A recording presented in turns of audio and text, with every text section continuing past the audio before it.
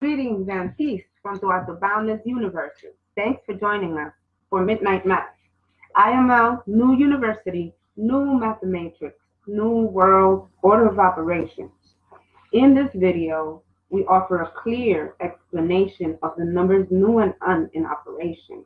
We will also be showing how to use the order of ma'at in mathematics. In addition to that, we will also be showing informational videos that will aid you in your journey to understand the inner workings of the numbers nu and un to help support the expansion of the quantum field.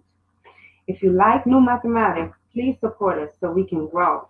Your support will help enable research and development of our new numbers and Ma'at's order of operations into quantum processing and tetrahedral thinking. Our PayPal and GoFundMe links are on the video description. So get your people, pencils, papers, and phones ready. And we have our beloved I. Pittman here. Yes, but I want to ask you a couple of questions, Matt. Sure, go ahead. I want to ask you, what do you think about the numbers nu and un? How do you feel about that? What do you think about the numbers nu and un? What do I think about the numbers nu and un? Yeah. Okay. When you hear those numbers, when you hear those tones, when you hear it, what do you think about the numbers when you were introduced to the numbers nu and un? What did you think about when I first told you about them? Yes, okay. When you first told me about the numbers nu and un, I put them together, nu, from where everything originated, the deep, dark waters of nu. Before all things came into existence, we existed in the dark waters of nu. So that was the first thing that came into my mind, and I can see how that relates to the numbers nu and un, because nu is a singularity and it is the origin of all numbers. It is the origin, as you can see, as y'all can see right here. In the number line right here, they have 0 as the origin of numbers. But in reality, what it is, it's almost like a pit where everything falls into. And now with the creation of our new number line, we're getting ready to elevate into higher dimensional frequencies. And with the rays of that frequency, we get to emerge into the quantum world by way of this pole right here. This pole is nu, and this is the pole that takes us to this dimension. This is a whole new dimension up here. So it is the birth. Nu is like the primordial waters. We were all in the mother's stomach, and that's where we existed before coming into this world. And that is where we exist, where all numbers exist, the origin of all numbers. So it's very important to me. It's very important to the world because everything is numbers. So basically, when you was first introduced to the numbers nu and un, you made a immediate connection to Science. Science, Mm-hmm. Egypt, like the ancestors, because you said the primordial waters of nu. Yeah. Okay, yeah. Okay, so let me ask you another question. As a mother of a child, when you were introduced to the numbers nu and un, did you feel like they would help with you and your child's edification, or as they say, education? But just to be clear, do you feel like it would be? Did you feel like it would be something that you could use and complement, help her out? Yeah. Well, as a Nuwapian, I said as a mother. As a mother. Yeah. And a Nuwapian mother too. Okay. Because that's a major part of who I am. I saw the connection immediately, but I didn't see how other people would see things the way I see things, because we see things from a different point of view, because we have right knowledge, we have the teachings of Dr. York, we have the connection to the ancient Egyptians, and so this is almost like a key that was given to us, like a missing key, a missing key that we were all waiting for, because we always hear, we heard Dr. York, and we always hear people talking about the supreme mathematics of the number 19, but we have never actually been explained it until now. It has been introduced verbally, and it has been almost just a pseudo statement. In the past, it's just been a pseudo statement, because we haven't seen the actual formula. We haven't seen the actual number line. The way that the number 19 becomes supreme is now proven with this new number line. Yes, So for the that's first time, we actually really know what supreme mathematics and the number 19 really is. Yeah. So as a mother, I do have to say, it's a little bit hard to be able to wrap my mind around it, because we were able to function with the mathematical system for thousands of years without the use of nu and un. But what I later on realized was that was not true. That we've always had nu and un. It's just been hidden, and it's been there because we originate from somewhere. Before we even get our first, we get implanted into our mother's womb, we have an origin. Before we even become atoms, we have an origin, and that origin comes from above. It comes from higher dimensions. Yeah. And this is why a lot of people say you create your own reality with your mind. Yeah. But the mind is the fourth dimension. So now we're actually going into the fourth dimension, and we have the mathematics for it. Well, this mathematics will help us navigate and measure things and get out of the matrix of the three-dimensional world. Not that this old way wasn't working, but you see, the thing is that we're evolving beings, and at some point, the old way no longer takes us any further. It took us to this point. Now we're in the process of making bigger, stronger computers, computers that can delve into the quantum field, and this is the actual formula for that. And so, would you say that the world could just keep on going without knowing or using nu and un, or would you say that would be, would it be a good or a bad thing, or would it help? Would it, Absolutely not. I don't. The world is the world economy is in a state of distress.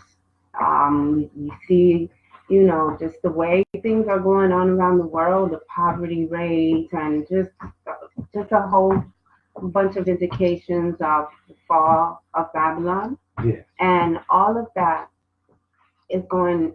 It has to do with an old way of thinking, and in order for us to emerge out of the situation and to survive the things that are to come, the fall of the economy, we have to find a new solution, and this is the solution.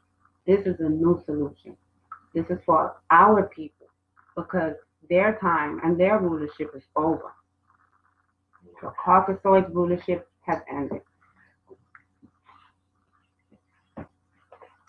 So I really see where you're coming from and your answer, and the answers you've given were I really liked them, because they were straight from the top of the brain and straight from the heart, center, and I really like that. the things that you talked about. And when you mentioned that, it's been hard as a mother because the old mathematics and the old way have worked, I was thinking to myself that that's true. But I wanted you to give us an example of how it's not working. And you came right back and you gave an excellent example of how the old way, if we can call it that, because it'll still be happening because it's just a part of our new mathematics. New mathematics is completely compatible and compliant with the number line that people are used to, but it's just in addition to. So it just raises that next level of mathematics, that next level of knowledge. So I was gonna say that you came right back and you gave a prime example of how it doesn't work, how when it comes to money, then there is a circular monetary problem. And there is a problem with the way the mathematics is working in calculators. That's right. And it's unexplained things that's taking place in the mathematics, within the mathematics. One of the reasons why we move from analog to digital, correct? So these things are flaws within the mathematics that we see. So I wanted you to express, like, let me see how I can say it, because I don't want to put you too much on the spot, but I want you to express, like, how can I say it, like, to us. I know you mentioned the money, but can you express anything in specific about a flaw in the old mathematics and the new mathematics? New mathematics, old mathematics. Can you express a flaw? Well, I don't think that the old way was flawed for the system that it was supposed to operate in. It was supposed to operate in a three-dimensional world, the mathematics in the 3D world that we've been living in. So, but I do know that this new number line takes us to a higher dimensional frequency, and the way in which the old math will not be able to work is because the planet Earth is going through a dimensional shift. But before we do that, I want you to tell us a physical. I want to talk like basic motherly, just basic, just simple, like mother to child, like basic mathematics. Okay. I don't really want to talk about the dimensional stuff because that we talk about that all the time. Right. I don't want to be smart about it. I just want to talk about basic flaws. Like for instance, new. When I ask you for a basic flaw, like for instance, this number is No. and this number is Yeah. okay. So then, if I ask, let's say, you to say like, what is um, let's say, we'll start right here because we said we'll do new and on. If I ask you, what is 1 divided by 1? What would you say? It was the 1. Mm-hmm. So then, yeah. What? So then, no. So then, if we said, let me see.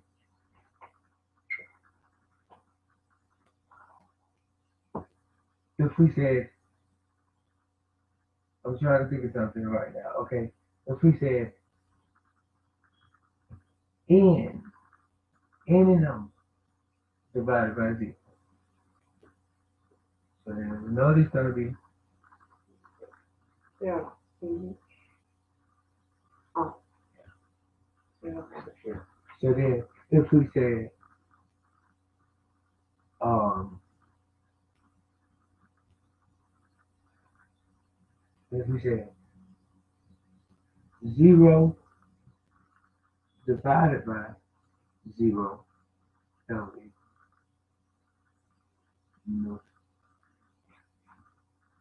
And if we said 0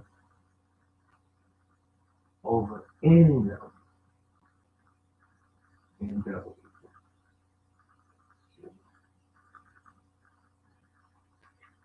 Okay?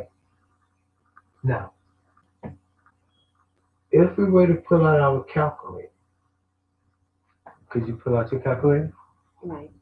Now, you're doing this as a mother, so we're just doing this as a mother, just like we first started. Now, I want to show you something. And this is an example of what I want people to see.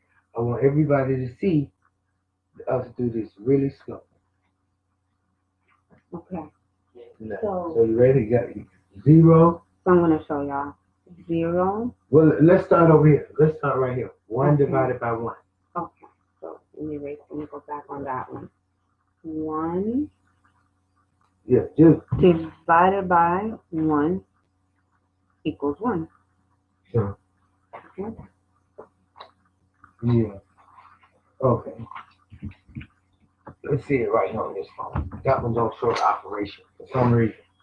Oh, Right. Yeah, that one does. Yeah, it's not showing the operation. It's just showing the answer. Yeah. And that's The one of the things that I mean about the mathematics. Like with the new digital stuff, when your child does not see the operation happen, there is no information passed.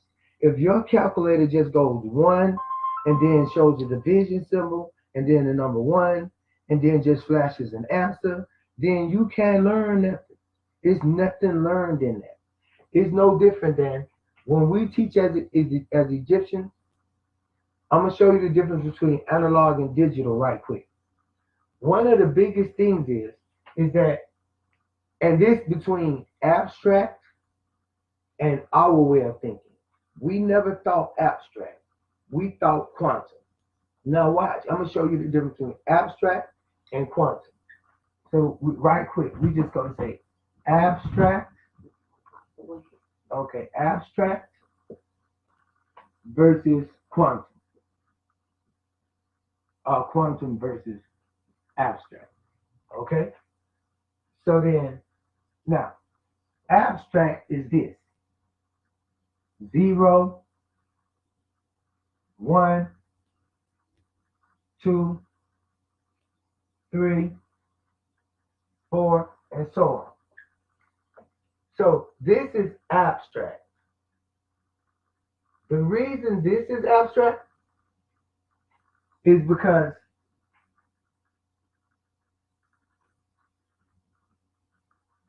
there is something called on. We'll write that first of all, on. There is another number, new. Then we'll say there is the number 0. Then there is the number 1. Then there is the number 2. Then there's the number 3 and the number 4. So this side of the numbers that's abstract, that's over here, this abstract side, is a naive way of thinking about numbers. Over here, you have a full set of information that's missing from your numbers over here. So when you look at your numbers, let's say if we extended this to 5, and then we went 6, 7, 8, 9, 10. Now you see this number 10 right here? This number 10? This number 10 is not in any calculator. It's a binary number. It's a binary number. So when you ask yourself, you can ask yourself, well, I can see where the single digit numbers come from. The single digits number come from 1. And you would be semi-right. But if you look over here, all of the single digit numbers, They come from new. So new would be the real one. All of the single digits have a number that they reflect. It's called new. And I'm gonna tell you a secret. It's like saying anytime you say like 4 plus 1, 3 plus 1, 2 plus 1, then you get a 1 plus 1. But what's this one? You see that? What's this one? You know what that one is? You know what that one is? This one is not even the number one. This one is actually a new number. Because you can only have this many ones. You can't go this way like this right here. So you must have some other number that you can use as one. Now let me show you something. When you say, now those single digits, those digitary numbers, 0, 1, 2, 3, 4, 5, 6, 7, 8, 9. Now when we get to 10, we want to know what's the root of 10. Now, is this the root of 10? Because that's what a child sees. A child wants to see what's the root of 10. Where does 10 come from? If I see 1, you can't explain to me where 2 come from. You can't explain to me where 3 come from, or 4 come from, or 5 come from. And then you say all numbers start from 0, but you say 0 is nothing. Then actually you ain't really taught me nothing. I haven't really learned how to count. I haven't learned anything. If 0 is nothing, we could write that out. Listen to what I'm saying. Let's go slow. This is what I teach children. 0 is nothing. So then now we just jump to 1 from nothing. Okay, I'll go for that. And then we say all of these numbers following 1 are single digit numbers. I say, okay. Then when I look in the calculator, the highest number is 9. So the highest single digit number is 9. So what I'm asking is, what is the root of binary or 2-digit numbers?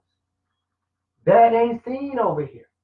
But once you show a child this number line, they can see that new is the root of every single digit number. And that on is the root of every binary number. On. You see that? So you got basically 1 through 9 and then 10. You could go 1 through 9 and then 10. So this is the meaning of the first shall be last and the last shall be first. This is the meaning of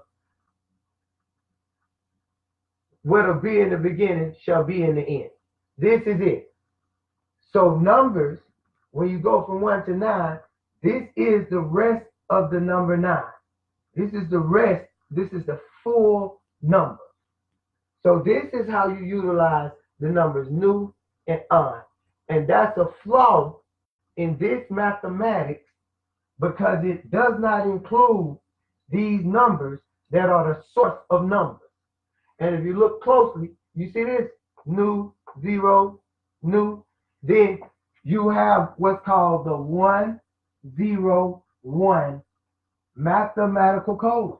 You have what's called room 101, where you have algebra 101, physics 101, science 101, history 101. Now you getting the true 101. You're getting the true knowledge of what it really means to start at the beginning of mathematics. This is what, thank you for the likes, everybody. This is what your children will know. You see?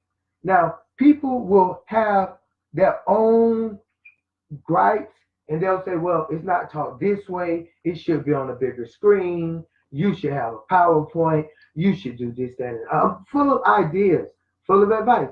But I'm just saying that I know I've been working with the mathematics for a long time. What I really need from you is your assistance in helping me produce what I know I already have in place. And if I can get that produced, and that requires finances, and I'm using the finances we have in order to make that happen. So now, let me get back to the mathematics part. I really want to show y'all something. Look now, so this is the flow. This is the flow in mathematics.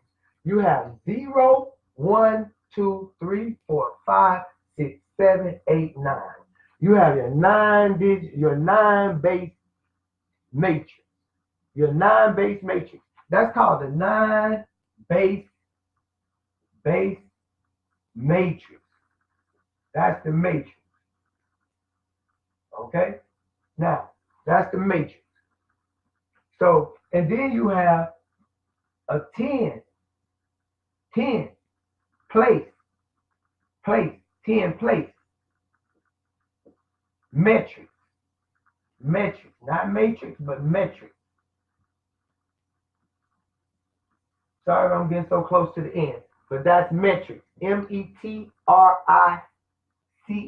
metric. And this is matrix, matrix. So your calculator can only count up to 9. Your scales, your measurements can only count up to 9.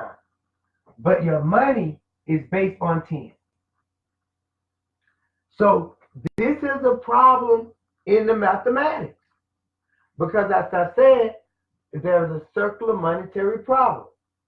And if you write 1, 0 through 10, you run into a problem if you can't show me the root of 10. If you can't show me the root of double-digit numbers, then we can't complete the circle. So then when people say ends meet, this is what we mean, ends meet.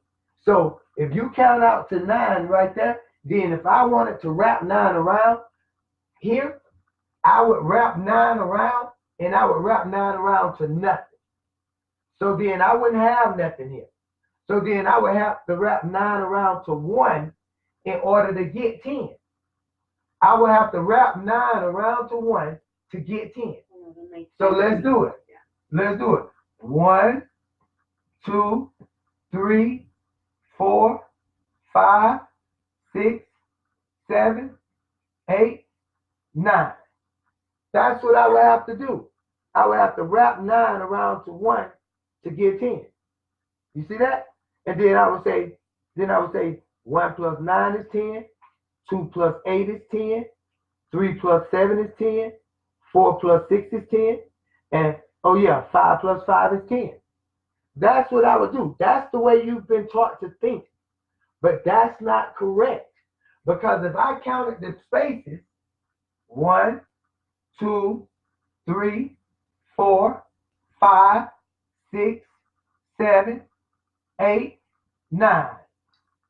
You see that? I got 9 spaces. But I'm saying that all of these things equal 10. I just said that 1 plus 9 is 10, 2 plus 8 is 10, 3 plus 7 is 10, 6 plus 4 is 10, and 5 plus 5 is 10. But remember, on my calculator, I can only count up to 9. But I keep doing my math in 10. Why am I doing that? Why is my math not based on the number 9? It shouldn't be a problem if I put in a calculator. If I put in a calculator, please put in a calculator 10 divided by 3.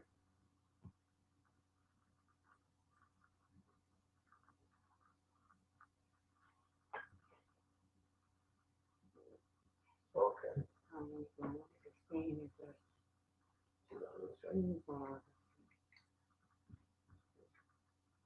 It's just, you have to shrink it down.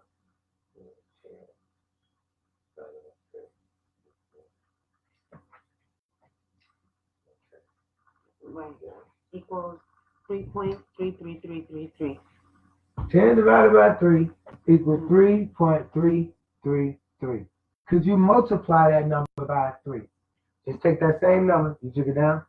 Okay, yeah. Multiply that times 3. No, times 3. What is wrong with this phone? Well, when you turn it to the side and you keep turning it either kind of way, You're going to run into that problem. You just got to hold it up. Equals 10. Okay, times 3 equals 10. Okay, so now, times 3 equals 10.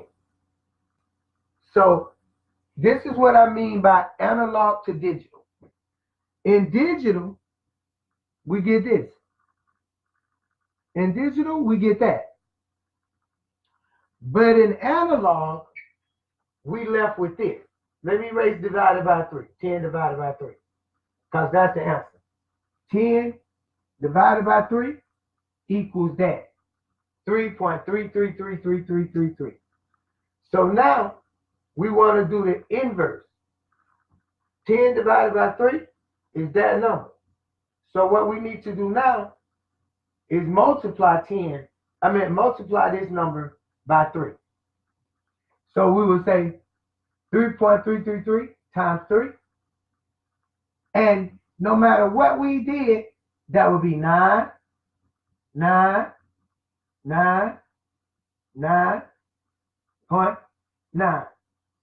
We would never go up past 9. But in your calculator, it rounds up for you and it just reads 10. So what I'm saying is, how can we keep moving along if we don't know why this is 10? Now, even if this is right, don't you deserve to know for the sake of knowing why this is 10? If this concerns your money, if this concerns your banking, if this concerns your child's mind, your mind, the way you think, you should know why this equals 10. And somebody should be able to explain that to you. But you can't find an explanation for that nowhere in the world. Nobody knows. But they all just move along and accept it. So these are the flaws that are within mathematics. So that's why this is called a 9-base matrix. Because now, I say this all the time. If gas is 3.59 and 9/10, because it's always 9/10. So it's always 9/10. See, 9/10. So now, and Bastet mentioned 19, and 9 plus 10 is 19. So what we say is 3.59 and 9/10. Not yet. 3.59 and 9/10. So now, check it. If I go in the store and I ask for $10 in gas, I really should make that 2.59. So then we'll be close to 3. We're gonna erase that 3.59 instead of having almost 3.60. We'll make it 2.59. Cause that's well, let me see. Nah, that still won't get it.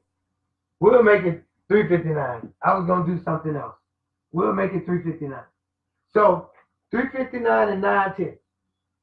But we asked for $10 in gas. So you just hand over the $10. That's the dollar sign. You just hand over the $10. And the person places the money in the cash register and then they turn on the pump. That's how you do business, right?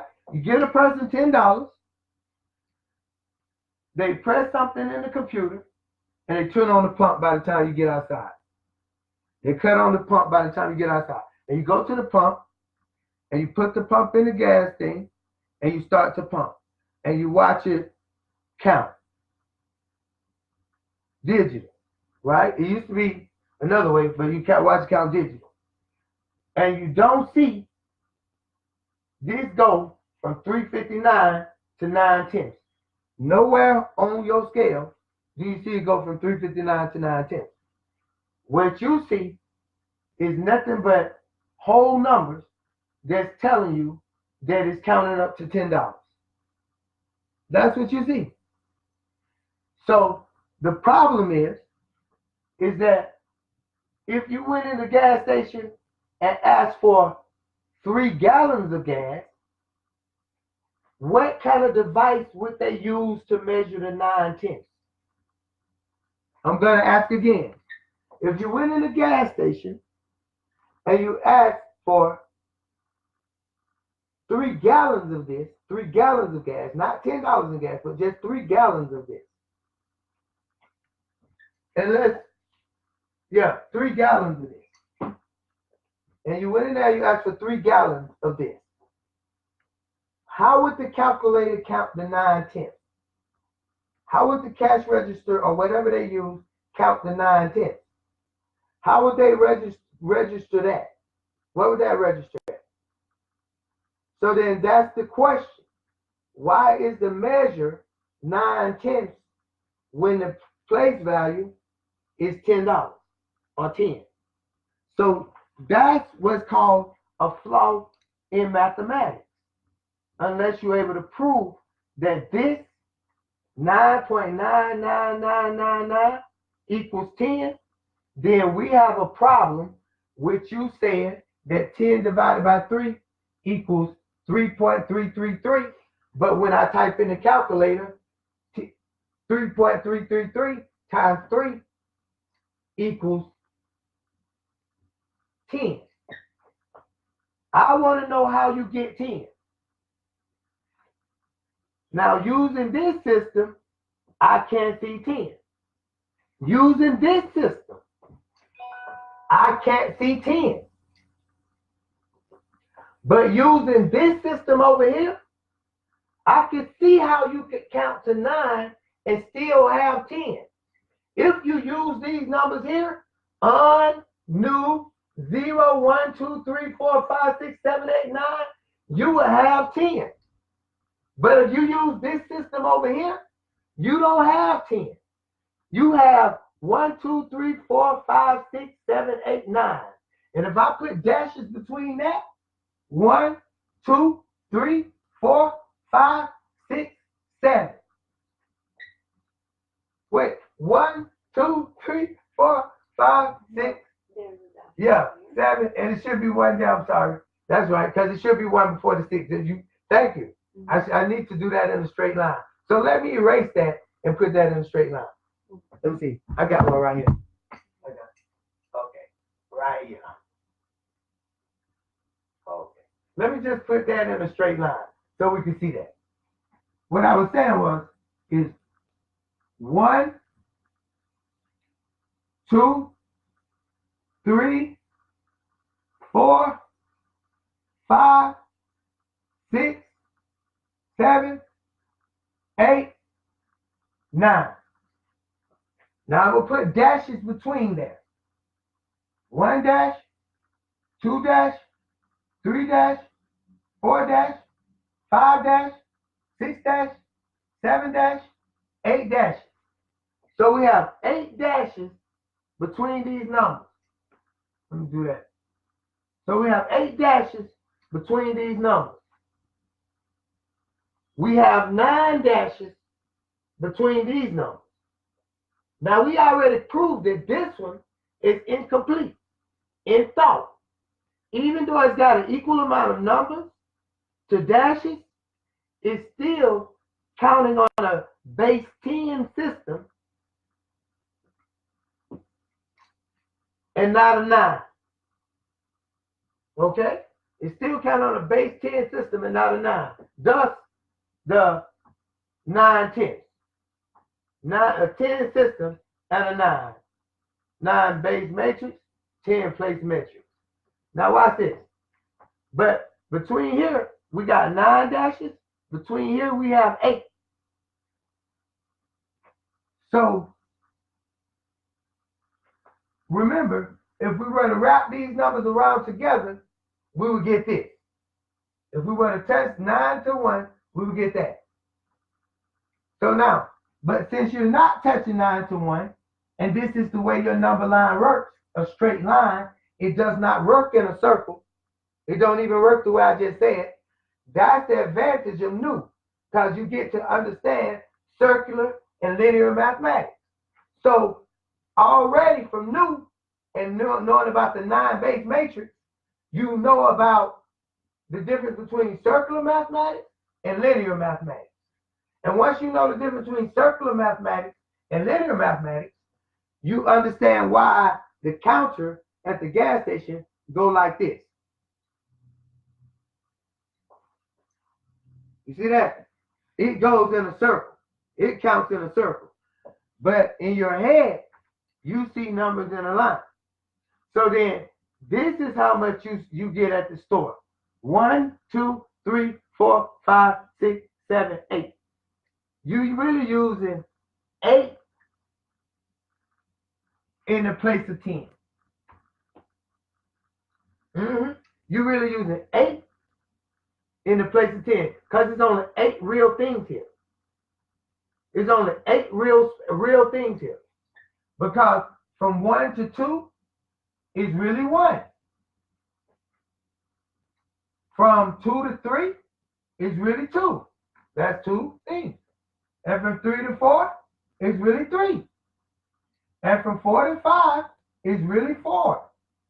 And from 5 to 6 is really 5. And from 6 to 7 is really 6.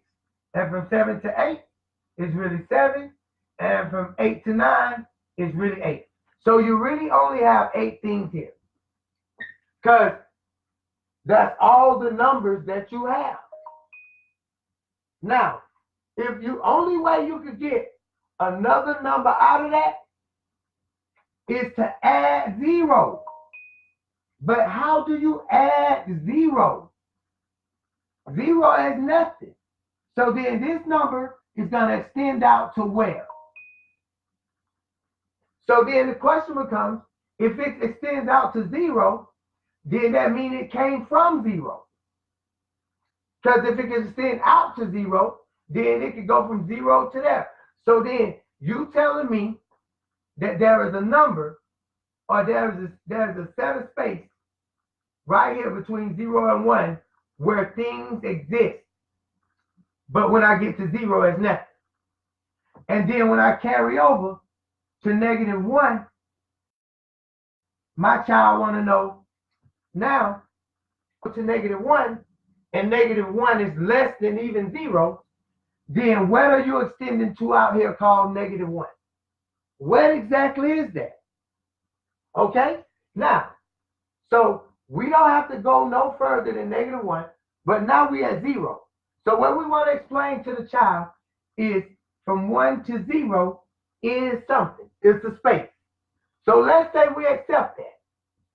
So now, is this space right here 0? Or is this space right here 1? That becomes the question. Is this space from 0 to 1 0? 0, 1, 2, 3, 4, 5, 6, 7, 8? Or is it 1? That's the question. From 0, let's erase this so we don't be confusing. We want to be clear. I'm going to ask the question again, because math like magic. If you be careful with your brain. 0, what we did was we had 9 digits. 9, 8, 7, 6, 5, 4, 3, 2, 1. We had 9 digits.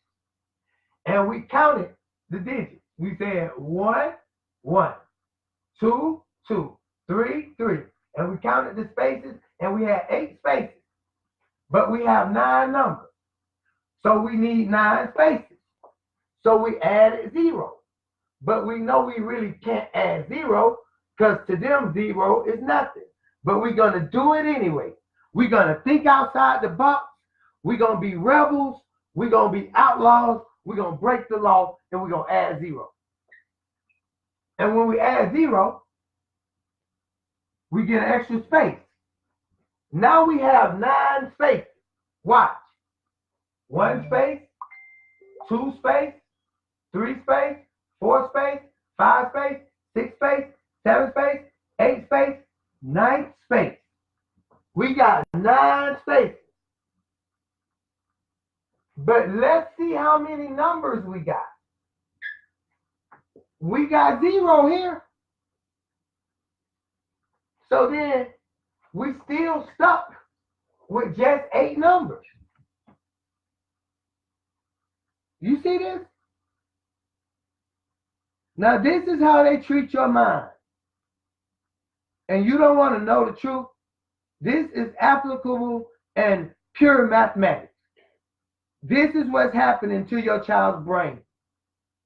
And just because you do good, if I do good in the crazy house, that just means I'm really, really crazy.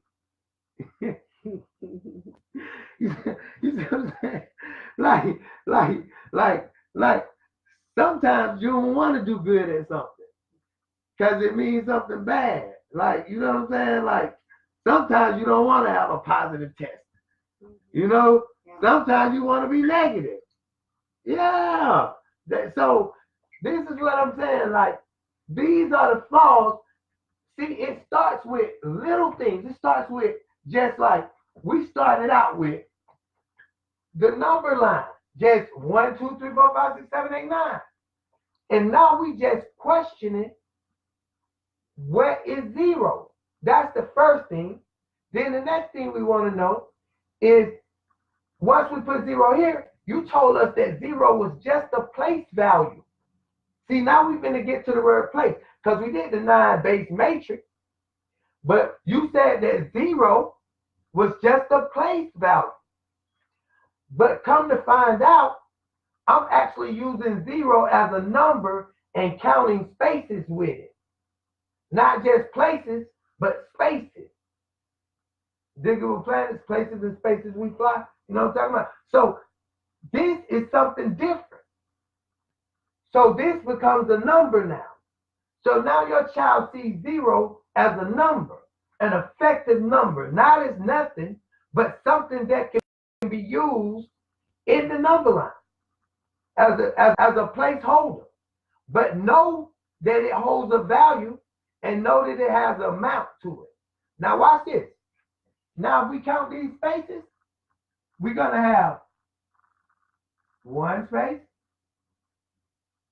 2 space, 3 space, 4 space, 5 space, 6 space, 7 space, 8 space. I meant 7. Sorry about that. 7 space, 8 space. Now isn't that crazy? Because we just had 9 spaces up here with this system. At first we had 8 when we went to 1, but then when we added the 0, we got the whole 9. Just like if we put these in a circle, we get the whole 9. You know why we get the whole 9 here? 1, 2, 3, 4, 5, 6, 7, 8, 9. But we can't get the whole 9 here. See, we can't get the whole 9 here. If we just have 1 through 9, we just get 8 spaces. If we just got 1 through 9, we don't have but 8 spaces.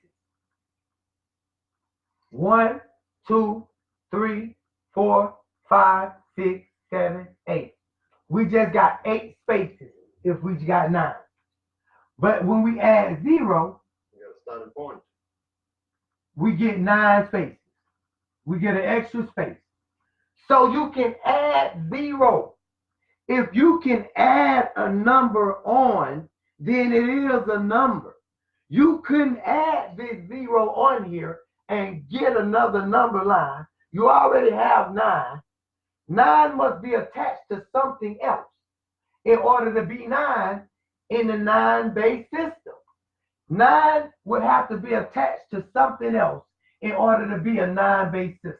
And you know what 9 is attached to? 9 is attached to this 0 right here. Because if we put this 9 with this 1 in this circle, we get 9 numbers. But we don't have a 0 here. Know why? Because 0 is already built in. Just like on your clock. 0 is already built into this matrix. That's why this is the matrix. So in order to get out of the matrix, you have to see this. You have to see that there's a 9 base matrix, and then you have to see why they have a 10 place metric. Why they put it in place. Because it pertains to money. Your money in your pocket is based on 10. You see? Oh, that ain't enough change. Let me get some more change. That wasn't enough change. But your money in your pocket, It's based on 10. I ain't showing it to you right. I can't even show it to him. I drop it on the computer. But let me show you. Your money in your pocket, that quarter, even though it's 25 cents, it's still based on 10. Because you put 2 of these together, you get 50 cents. You put 3 of these together, you get 75 cents. You put 4 of them together, and you got yourself $1, which is based on 10. Base 10. Everything you're doing here is base 10 with your money. But with your measurements, it's base 9. With your measurements, it's base 9. Thus, when you put it in a calculator, 3, because 3 times 3 equals 9, 9/10. And 3 is the root of 9. So if I take 10 and divide it by 3, I come up with 3.33333. But when I multiply 3.33333 times 3, I would think that that would be 9.99999. But when I put it in my calculator, it's 10. This is the problem, because this should be a 9. And this should be a 9. And this should be a 9. And that should be a 9, that should be a 9. Unless you can explain to me how I get a 10. And you can't explain to me how I get a 10 using linear mathematics over here. You can't explain that. But the minute you add the numbers new and on, you can begin to explain why that is 10 and why that is 10. Okay? So we're going to keep going. So now, so we said that this space was 0. So let's do this. Let's change the game a little bit. Let's change the game a little bit. Let's change the game a little bit. Let's just say now we take that down. Since we couldn't get but 8 out of that, we had 8 up here. From here to here was 8. Let's do it again, just for your sake. 0, 1, 2, 3, 4, 5, 6, 7, 8. Okay? So now, at this point, 0, 0, you have 0 divided by 0. At this point right here, you have 0 divided by 0. And at that point, 0 divided by 0 equals new. So you know that this number 0 is the place value for this number new. It's holding the place for this number new. It's holding the place for that number. And if you add this number plus that number, you will have 9. If you add new plus 8, you will have 9. If you add 0 plus 8, you still got 8. This is going to be very hard for people that already have a file. You're going to have to delete some of those files because it creates cognitive dissonance. But once you understand what's really happening here, you'll be happy to have known that now you know how to truly count. You know what's happening in numbers, in mathematics. But we're going to keep going. So now, we're going to erase new. We're going to erase 0 through 8. Because now we know that's new. So now your child knows that's new. So now your child can know. Now the question is no longer in your child's mind. Watch this. Now the question is no longer in your child's mind, but this question is in every scientist's mind on the planet Earth. Every physicist, every mechanic, every engineer, every architect, everybody that deal with mathematics, this on their mind. Every science technician, engineer in mathematics, every one of them, this is on their mind. So now, when I ask, what number is this between 0 and 1? Your child will say new. Your child won't say 0. Your child can then say, what number is here? Okay? then we'll know newest equal to 1. Let's go ahead. And then you say, so it's 1, now this 2, 3, 4, 5, 6, 7, 8, 9. Now, instead of having 0 here and having 8, your child can see that this is 1 through 9. So now your child understands that that 0, yeah. Now your child understands that 0 has to be used. And it has to be a number. And without it, you don't get everything. And 0 has to be a number. And without it being a number, you don't get everything. So then, when you go, wherever you go to spend money, just know that when the book of Malachi tells you that the 1/10 is missing and the offering, this is what it's talking about. This is the 1/10. This is why it's not working. So now, let me keep going though.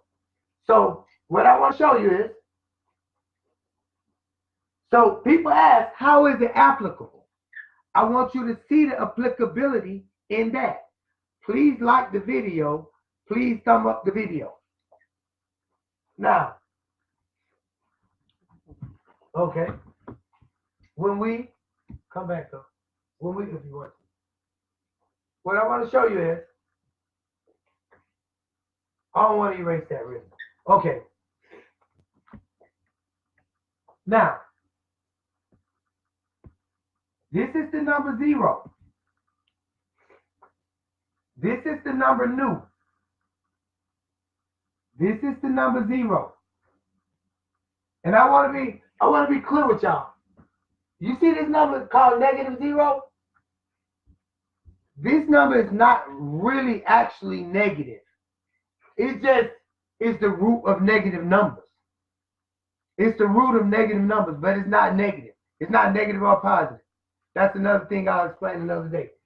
So this 0, then you'll have -1, -2, -3, -4, and dot, like that. You'll have on. So now, so with this number now, new, added to the number line, if you want to get to 10, then you need this number here in order to have 10 spaces in your calculator that match what you're doing right here. The same thing would happen if we wanted to go to 10. If we wanted to add 10 out here, if we had to add 10 out there, what would we wrap 10 around? What would 10 wrap to? 10 will have to wrap to 1 because there ain't no 0 on your clock. Okay?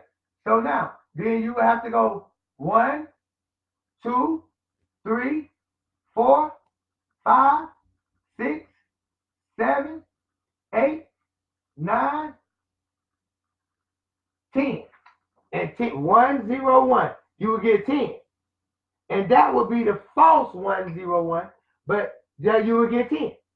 So now, let me erase this 10 right quick. And that 1 and move it over a little bit. Let's move that 1 over there. And let's put that 10 right there. That'll work. Now, what we want to do, we want to count the dashes between the 10. We want to count the dashes between them. So let's do that. 1, 2, 3, 4, 5, 6, 7, 8, 9, 10. We got 10 dashes, as the child would expect. The child would expect 10 dashes, 10 numbers, 10 dashes. But when we go up here and we add 10 and we count the dashes, if we were to count the dashes from 1 to 10, so you got to exclude 0 again, Your child got to exclude 0 again. Got to exclude this 1. Got to exclude 0 because we counting from 1 to 10. So your child got to exclude 0 because it's not included in 1 to 10. So now you about to see how 10 is missing. You see that?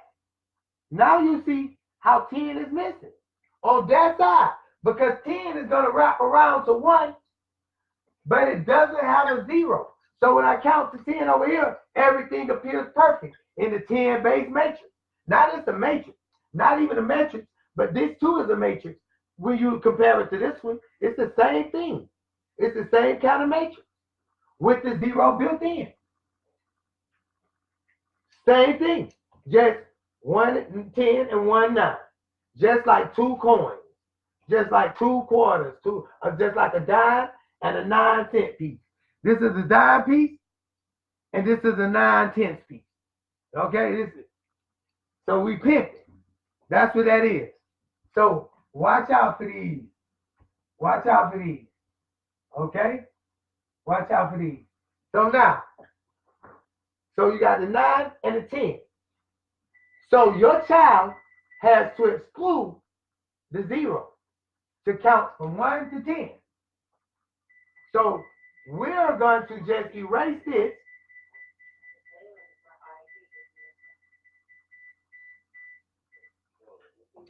And we are going to say, let's erase this whole thing so we can redraw those lines again. So everybody can see that again too. I don't mind doing it. I be wanting to take shortcuts, but that was what makes the videos long because I don't like taking shortcuts. Now, so let's erase this too. And then we'll just make that a plain 1. And now, so remember, the object is to count from 1 to 10. We've already counted from 1 to 10 here. We got 10 dashes. So how many dashes we going to have here? Let's go. 1 dash, 2 dash, 3 dash, 4 dash, 5 dash, 6 dash, 7 dash, 8 dash, 9 dash. We just counted the 10 and we only got 9 dashes. So let's write it out. 9, 8, 7, 6, 5, 4, 3, 2, 1. That's all we have is 9 dashes between 10. What we have to do in order to make this 10 dashes, we are going to have to add the 0 because the 0 is not built in. We got to add it. But remember, your child cannot add 0 unless they know what I just taught. Unless they know that 0 is new and is really equal to 1, and we're not bringing down nothing, we're bringing down a number, and it's not holding a place value just to show that a number moving from the tens place to the hundreds place to the thousands place. No, that's not what 0 does. 0 turns into a number 1. It has the ability to hold the value of number 1. Okay? Because it's attached to number 1. And the number 0 and 1 will give you 10. Or it'll give you on. So let's be honest. If we're talking about reflection and laws of reflection and reflexive numbers, then this makes sense to you in your alchemical Nubian mind. But if you're in any other mind state, I can understand your problem with this. But if you're in a natural mind, I know you know what I'm talking about. So now it's 10 and it's on. So we just gonna erase that. We don't want to be confusing. So now we got 10 numbers, we got 9 digits, and we want to make these 9 digits 10 digits. So then we have to add 0 to the number line. So let's see how many digits we got. We got 9 numbers. How many digits we gonna have? Let's see. 1, 2, 3, 4, 5, 6, 7, 8, 9. We still don't have 10. Why don't we have 10? We still don't have 10 because we still thinking linear. That's why linear ain't gonna work. That's why new mathematics is what children need in order to complete their thought processes, in order to fill in the blank spaces that's left in their minds about what's happening behind the door of mathematics, how the calculator is rounding up, and know what it's doing and not think about rounding up. Know what that number is. Know what's happening here. This ain't just about learning what you heard like 10 base, 12 base, sexagesimal, and no, this is not that. I'm telling you that this is calculational errors. This is computational errors that's being leaked down to you over millennia. You can stop that right now by accepting the facts of new mathematics. And what's happening here is, now I want you to remember now that we were asking the question, because we're showing several things. We now adding zero. That's the first thing. It's not longer negative. So we adding zero. And now we're filling in the blank space between 0 and 1. Because at first, we didn't know that this was nothing. We thought that this was nothing. This couldn't be nothing. Because this is 1, 2, we count that way. But now we got this number that we can count back this way. So now our children know that you always have to use 0. You can never start counting by saying 1, 2, 3, 4, 5, 6. You always have to use 0. If you ever don't use 0, then the mathematics that you're using will not add up. Please like the video. Please thumb up the video. Please like the video. Please thumb up the video. I know it's a lot of information. I know that some people grasping it, but that's why it's a video. I promise you, like the video now, you'll love the video later. I promise you. You'll like what you learn. You'll like it later. You'll say, dang, that's so simple, but yet it's true. There's nothing going to change about that. There's nothing going to stop happening about that. Okay? So now, let's do this. So the space between 1 and 0 is not really 0. Here is 0 in order to complete this pattern. 0, 1, 2, 3, 4, 5, 6, 7, 8, 9. You see how the mind works? First, we had to add 0. We got to get over the fact that 0 is not nothing. Then, once we realize we got 9 and we add 0 here, we got to overcome the fact that 0 is not nothing here. So we have to count 0 as a number. 1. And then we have to change this number to 1 to 2. And then we have to change this number to 3, 4, 5, 6, 7, 8, 9. Then we'll have 10. And then we'll have 10. We'll have 10. If we change 0 to 1, we'll have 10. That's beautiful. That's absolutely stunning for me. That's beautiful. My children love that. They love knowing that. They love knowing this fact in school. They love knowing that. They love having this advantage on a test.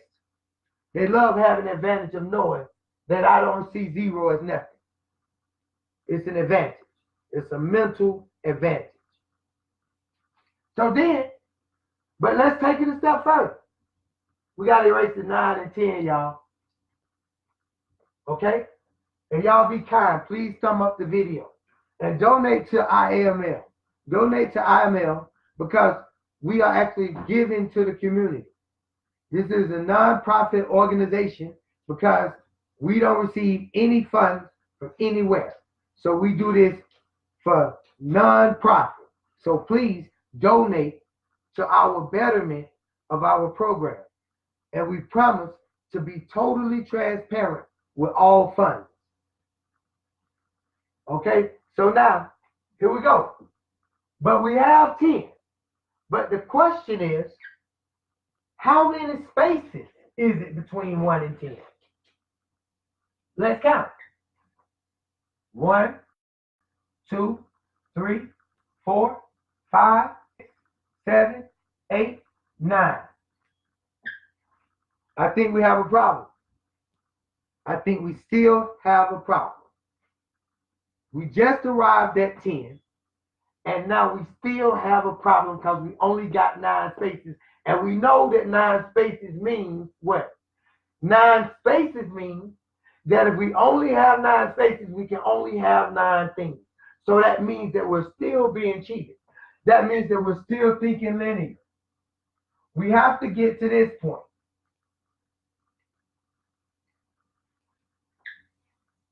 So if we wrap around this 10 to this 1, we'll have that. If we wrap this 10 around to this 1, we would have that. We would have it. We would have 1, 0, 1. If we wrap that 10 around, we would have 1, 0, 1. 10 would come around here. We would be done. We would have it. We would have it. And what's happening right here? Look. 0, 0, new 1. 1, 0, 1. You see how beautiful that is? You know what that is? That's the key to the Riemann hypothesis. That solves it. This is $1 million problem. You can look it up. It's called a Riemann hypothesis.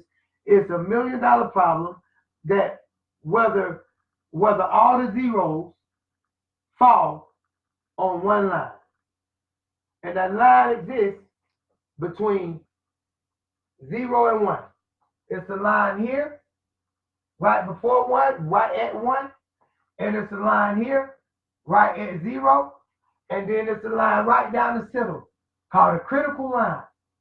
It's called a critical line. And you see what's on that line? 0. But you see what's on this line? 1. You see what's on this line? 0.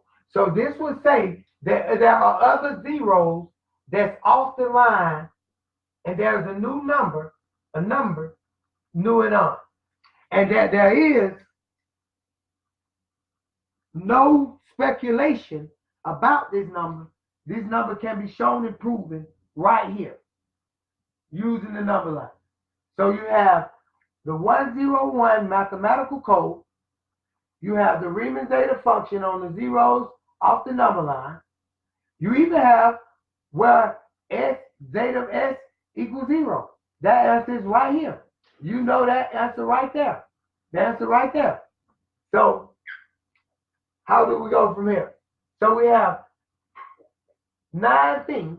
Let's erase this 10 because we just wrapped the 10 around. We wanted to reflect the 10 and reflect these new numbers, 0 and new. And on.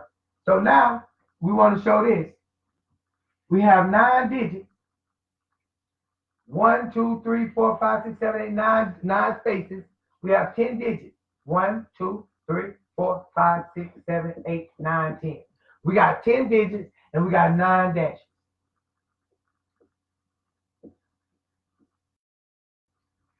And these little things right here, this is how we counted in Egypt.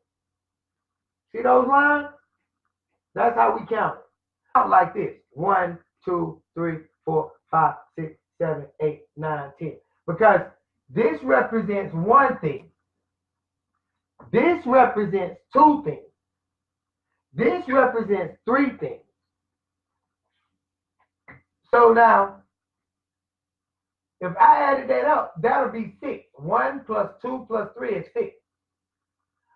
But if I'm thinking analog and not abstract, if I'm thinking quantum and not abstract, then I'm seeing this is 1, this is 1, this is 1, this is 1, this is 1, this is 1, this is 1, this is 1, this is 1. All those are 1 because they only equal one thing. They only have one space. They're the same distance apart. 1, 2, 3, 4, 5. They're the same distance apart. So then they all one. All one, get it? All one. So then when you wrote 1, you wrote it that way. When you wrote 2, it was this. When you wrote 3, it was that. When you wrote 4, it was this. When you wrote 5, it's still that. You see that? And you know, you can go here. 5 is that. But either way, it's just a set of 1. But when I say write 5 to you, you think this. Now, this amount of information is not the same amount of information as that. This tells me nothing. This tells me something. I can count that. I can't count that. But I can go 1, 2, 3, 4, 5. Now, I know this is easy for you because you can imagine that you can count to 5 real easy. But we're thinking about the growth of a mind and what made you think miss 0, new, and another 0. What made you miss those numbers is the fact that you count like this. If you counted like this from the start, you never would have missed that because you see, you would have been telling yourself all along. But because you were taught to count with this, 1, 2, 3, 4, 5, instead of this, you lose this information. You lose it. You don't have it. So now, what happens is, by losing that information, you lose this information. See, when you lose that information, 1, 2, 3, 4, like that, oh, we better add 5. Let's add 5. When you lose that information, 5, when you lose this, 1, 2, 3, 4, see that? In this, you would get that because you would already know to start with 0. You would know that this is 5 things. And you would know to add 0. You would know you need 0 in order to hold those 5 things. So kind of like not kind of like what my aunt said, at a certain point, 0 acts like a pit. That's why they say all the zeros fall along that line, that half line. Because at a certain point, it acts like a receptacle. And it looks like a receptacle, see? It acts like a receptacle, like a trash can. That looks more like the Egyptian fingernail, huh? The finger, huh? Yeah, you know. So then, it acts like a receptacle. 0 acts more like that on a square, because 0 divided by 0 is a square. So 0 acts more like that. So this is how we'd explain to a child. So like a wart, like a hole. So then, when you count back from this way, everything sort of goes into the receptacle. So 0 acts like a receptacle here. It's not like a number here. It acts like a receptacle number. So like everything just goes in here. Now I'm not saying that if you count it on a number line or if you count it in any other way, that it will go into 0 right here. That's only when you're doing addition, subtraction, multiplication, and all of that. But you can move past that. Let me go slow. You can move past 10, 9, 8, 7, 6, 5, 4, 3, 2, 1, 0. You can move past 0 to new. And you can move past new to 0. And you can move past 0 to -1. So you see how much information you've been missing? So now let's go from here. From -1, because that's where you started, you would be missing 0. We'll say -0 for the sake of help. So you would be missing 0. You would be missing new. You would even be missing this 0. So you're missing 3 digits out of your number line that your child don't know about. Your child don't know about 3 numbers. That's the origin of the number line. That's the real origin of the number line. Your child don't know about those 3 digits. Your child just knows about 1, 2, 3, 4, 5, 6, 7, 8, 9, 10. Because 0 is nothing. It's not a number. It's only a place value on the number 10 to hold the place for tens, hundreds, and thousands, and millions, and billions. That's all it does. It does not nothing. So that's in your child's head. So your child don't know 0. They don't know nu, and they don't know the other 0, and they don't know the real number 1.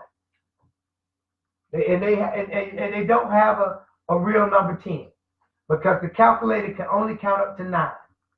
So it can't go up to 10 because you can't explain 10 without having these numbers right here. You need this 0, nu 0 to explain 10. So not only have you been shown the 1, 0, 1 mathematical code, now we'll keep the 0 blank because that's a whole nother number, y'all. I use that as a whole nother number. The 0 with a line in it, that's almost like this receptacle. That's like that receptacle. That's that receptacle type of a thing.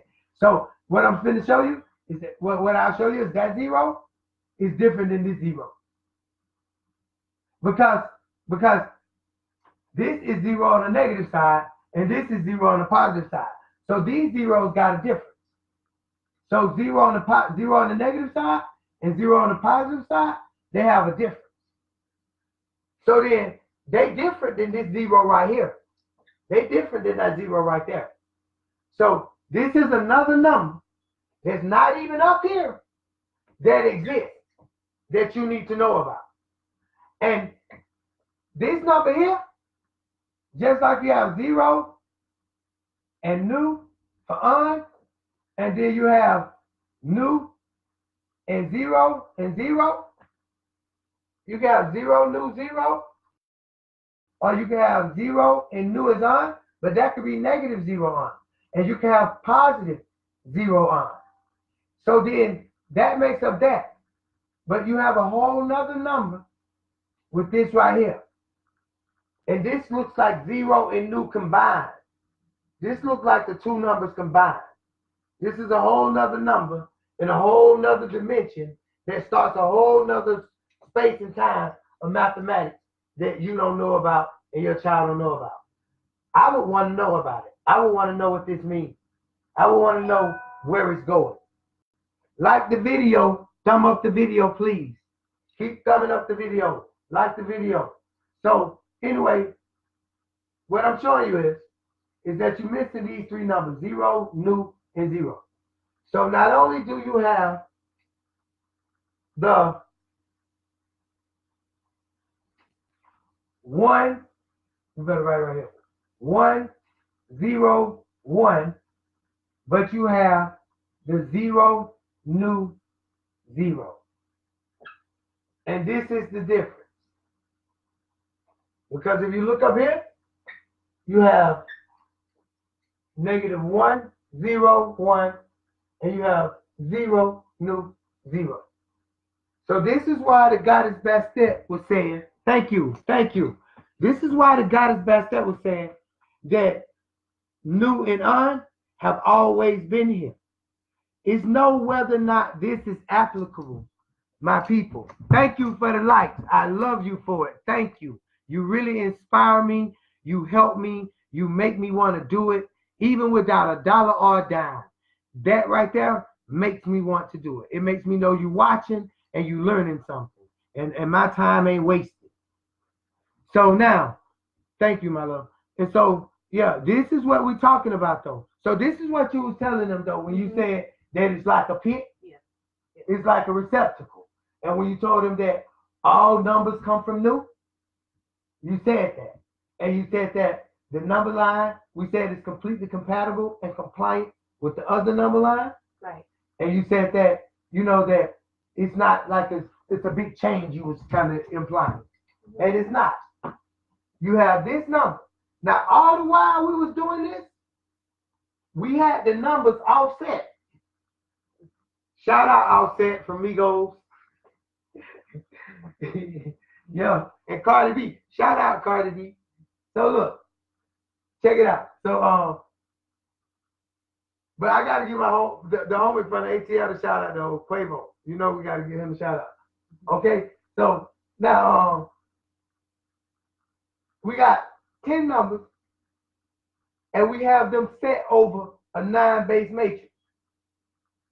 When you look at the numbers new, the new number line, and the previous, let's call this, we done named this like 20 times, and I don't like none of the names, because we'll call it the contemporary, we'll call it the what, because I don't like the word old.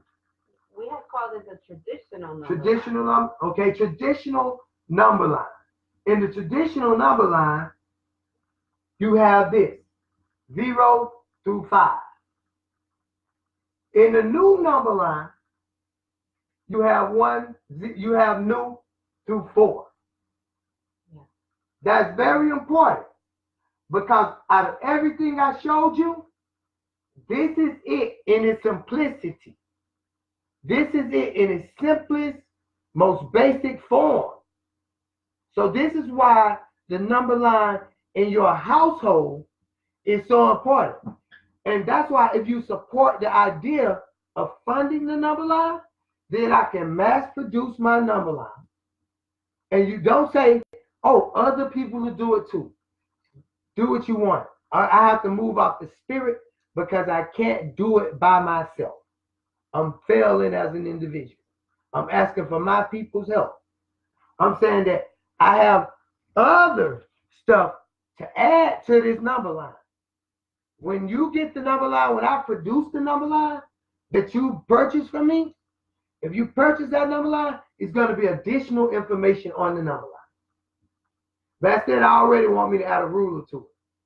But we talked about it, and the ruler separate. So, but we got a great number line, and it's going to explain to the children what we're explaining now in a simple fashion. And it won't have to go into all of this, because just like, see, this the beauty of it. This the beauty of it. Now, this is why you shouldn't be overwhelmed. This the beauty of it.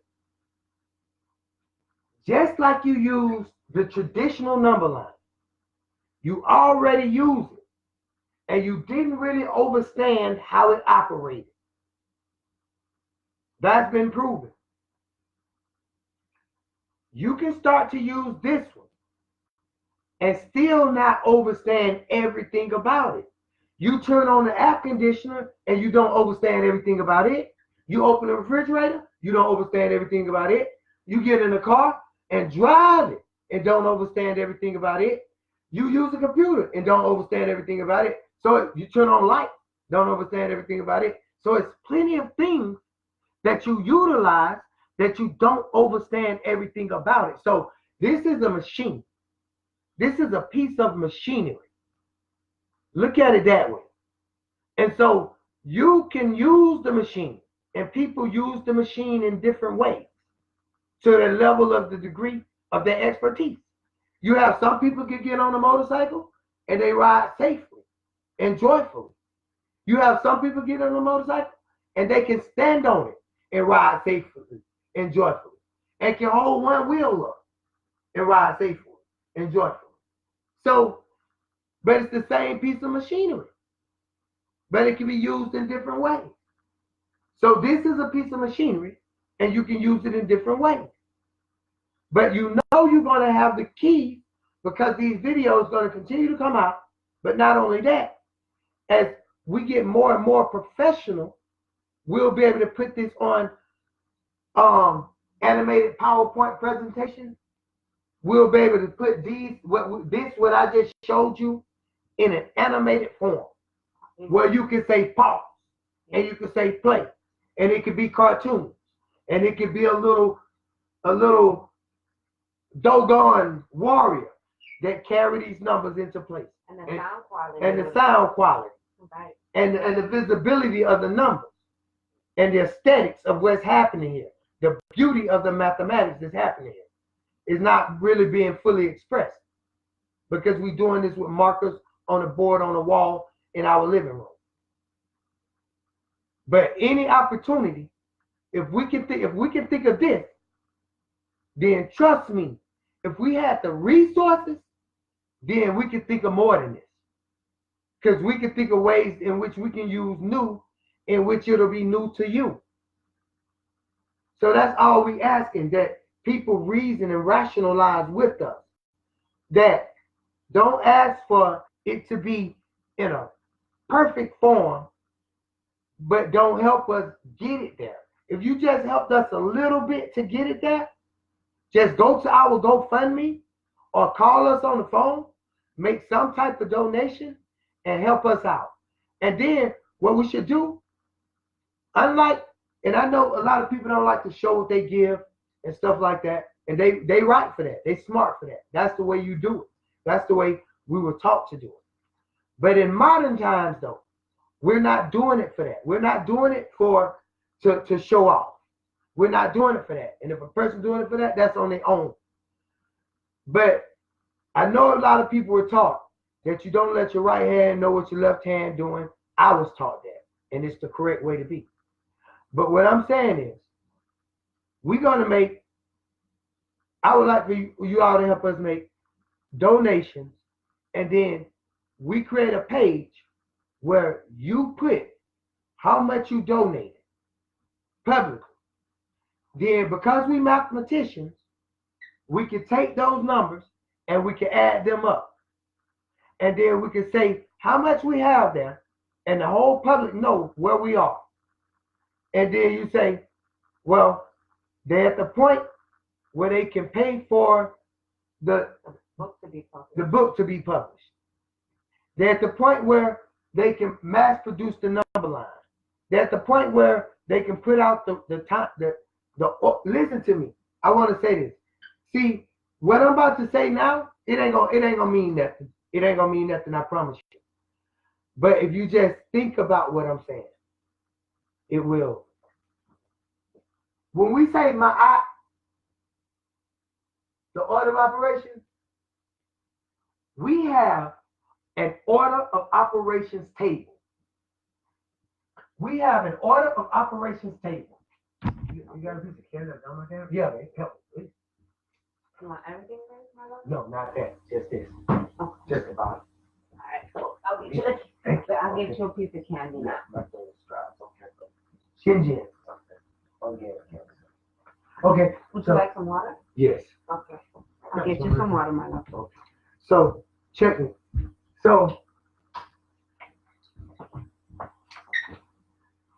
I don't know. it don't matter, man.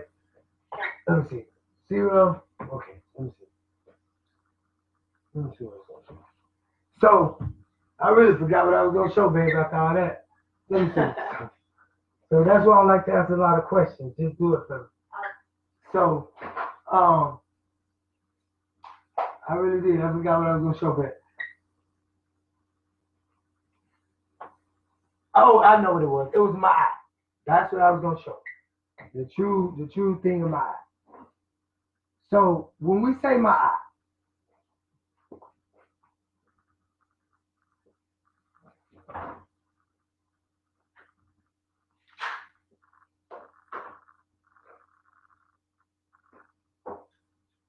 okay? When we say my eye, we are saying minus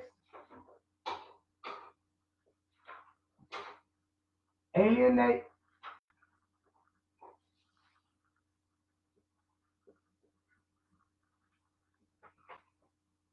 add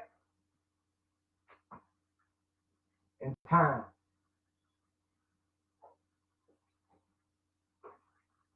Now, this is something that I showed a couple of times, and right here is order.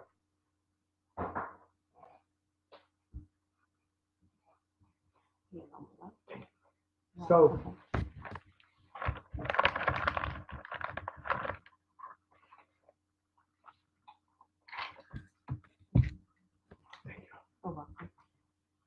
so right here is order. So you first have to grasp the gravity and levity of what's happening here. Now, I don't want to have to write on the board PEMDAS and all the stuff about, parentheses, exponents, multiplication, division, addition, and subtraction. And to please excuse my dear Sally theory. I don't want to have to go through that in order to show you something new. Because it's just like talking to somebody, and then every time you tell them something, they refer what you're saying to a movie. That may bother you. So I'm saying that if we have to continue to refer to what's not right in order to learn what is right, then we spending half of our time learning lies instead of just learning the truth. And then let the truth, right, resonate, and then you'll watch the lie just vanish. But while you teaching the lie, you maintaining the lie. But if you taught the truth, then you wouldn't maintain the lie. Stop maintaining. We don't need to maintain the lie. So I'm letting you know now, and this may not reach everybody unless they reach this video, because I'm not gonna make a disclaimer every time. But I'm letting you know now that the wrong way, I'm not gonna put it in your mouth. I'm not gonna do it. I know it's detrimental. I had to learn this myself. I have to teach this to my children. I have to teach this to adults. And so when I do, I understand now what prevents true learning. And that is putting too many lies up there and maintaining the lie. So I'll let other people, they already teach it. So I'll let them continue to teach it. But here, you're going to know the truth. So now, what I'm saying is, we have a new order of operation. So if we have a new order of operation, let that resonate for a second. Do you understand what that means? That if we have a new order of operation, that means what you once thought was the way to do things, parentheses, exponents, multiplication, that little story right there, please excuse my dear Aunt Sally, that little story right there, what you thought was the right way or the only way, because it's still the right way. Let me put that out there. It's still the right way. But it's just one way to do it. That's all we want to say. Just like this is still the right way to count. But it's just one way to do it. And without all the other information that we showed you from this top one, you doing it the hard way. You making it hard on yourself by counting like this, when you can understand what's behind the numbers and the underpinnings of numbers, and you can know how to count for real. Now that's just the real truth. So the same thing gonna apply to this.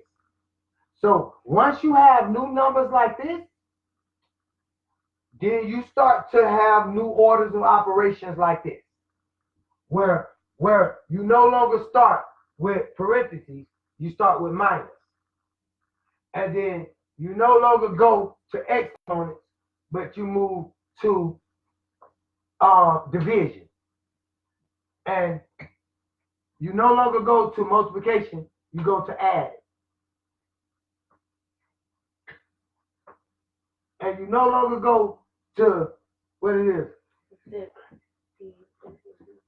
Yeah. You no longer go to division, you go to timetable. And then you no longer go to addition, you go to your orders and your operations for tally, for subtraction. So this then being condensed, and this can serve as your child's new way of doing orders of operation. Now, the thing that's gonna be reserved for books and for real explanation is actually how that works. Actually, how to actually take a formula and put it together and actually use new and on and zero and use the other numbers that I'll introduce you to in polarity. In order to do that, you have to use this. You can't use the other one. You can use the other one to add and subtract on and new. You can use it all day long. It's compatible with it in every way. But in order to understand what's happening with new and you have to use this one. And so then this eventually replaces the old one. It eventually replaces the traditional. And you begin to use this more often, even though you use the traditional one. So now, here we go. I'm going to try to show you this. So I show you this to say that we here at IAML, through our research and development, we have researched and we have developed. Now, see, you seen those little charts right there? That little 9 base and 10 place metrics? Now, suppose we were able to put that on a card and put another one on a card and put it in a book. And when a child opens the book, the child can see the 9 base and the 10 base, and it's a little explanation there, really nice and neat. They turn the next page. It can even be pages where it's like, you know, like when you see through the page, and then you see through the next page, and when you put all the pages together, it make a form of a total picture. So when the child look at this page, it's one thing looking at that page, but when they look at the whole thing, it's one big picture. You could do things like that with mathematics, man. Y'all help me do things like that. Don't let nobody else do it for me. That don't make no sense. Why you want somebody else to steal my ideas and then say I put them out? I ain't putting them out, because if I don't tell you what I can do, the question's still gonna be, how do you apply and use new mathematics? Why you ain't got that book printed? This answers that. The reason why I ain't got the book printed, because I ain't got no money. The reason why I ain't got no money, because you asking me why I haven't applied, or how does it apply? I'm telling you how it can be applied, so you will give me some money. Then I can make the product, then we can apply the mathematics. You see? So that's why I need you. So this is why I have to say how it can be applied. So when people call me with ideas and stuff, trust me, man. I done thought about this for more than 20 years. It ain't like I've been just knew this. We were looking at papers more than 20 years old today, weren't we? Hundreds and hundreds of pages of mathematics. Hundreds and hundreds of pages of mathematics. Yeah. They more than 20 years old, right? About 27 years old. Didn't I show you Newton on the paper? Yes. Didn't I show you the Riemann zeta function on the paper? Yes. I showed you the answer to it. I said, look right here. This is how old this is for me. This is something that could destroy somebody. If you watch movies and stuff, you see mathematicians going crazy. You see Einstein, crazy. You see Tesla, crazy. You see Cantor, crazy. Gurdjieff, crazy. Riemann, crazy. You see all these people crazy. And so you would rather see your own family and brother, and I'm smiling because it hurts. You would rather see your own people struggle to bring something to you that's going to help you than to just help out and help this expression be expressed. Because that's all I'm really asking you to do. I'm really asking you to help me express myself. Help me express what I'm trying to express. Help me release what I'm trying to release. So then it'll help you. But I can't do that with the budget I got. I just can't do it. It's just not gonna happen. And people say, well, publish a book. Let me show you something. When you publish in mathematics, it's different than publishing words and writing. The book is not a bunch of words. So I can't just stamp it into a file, PDF it over here, cut and paste it over here, put it in here. No, it's programs that you have to use to do that. It's actual programs. And for the symbols and the signs and things and all of that, you have to have all of that in order. I can't put out a flawed math book. You can't. That's one thing you can't do. See, that's the one thing I can't. That's really what I can't afford. I can't afford to put out a mistake. I can't afford to put out a flawed math book. So therefore, rather than just putting out something, I'm asking for the public to allow me to put it out right. I don't want no revision. Mathematics does not require a revision. It's nothing to revise. It should be right from the start.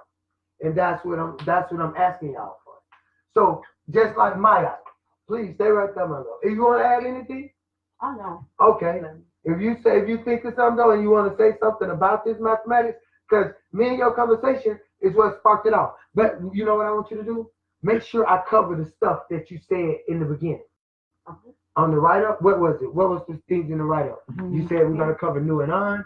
You said we were going to cover the... Speak loud. We were going to cover new and on. We were going No, to you had a talk write-up. about math. Where your write-up is? Your write-up. Mathematics. Yeah, that. Okay, now let's read it again for us. Number 9. No, it doesn't say it. So, oh, you just said that off the top. Yeah. Oh, dang. Okay, I thought you was reading that. Okay, my bad. See that? Yeah. Okay. What can I say? She know what new and on is. If you did that right, you did that like that. Okay, never mind. But okay, we get into it. So minus subtraction comes first, y'all. Then you divide. Then you add. Then you times. Then you do what you call the orders of operations, or what they call parentheses and exponents. So what they had first, parentheses and exponents, is right here for us. And when they say PIM, so that's multiplication, that's right there. So we're moving backwards. And then they say dot. So then that's the division over here. And then they say addition right there. And then they say subtraction right there. So you see where we're going? You see, we have a totally new orders of operations, because for them, it would go, please excuse my dear Aunt Sally. You see that? So what we're doing up here is totally different than this right here. It's totally different than that. Now, we was originally going to name it that too. So now, let me show you. Let me show you the importance of this. The importance of this is that, listen to me now. Remember I said I need you to listen. Hear me out. In school, you've only heard of a times table. You've only heard of a times table.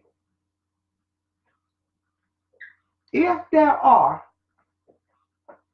all of these operations, PIMDOS, you mean to tell me I only need this one table right here, multiplication? So I don't need a table for parentheses. I don't need a table for exponents. I don't need a table for division. I don't need a table for addition. I don't even need a table for subtraction. I only need a table for multiplication. Is anybody else woke with me, man, for real? If I'm teaching a child the foundations of mathematics,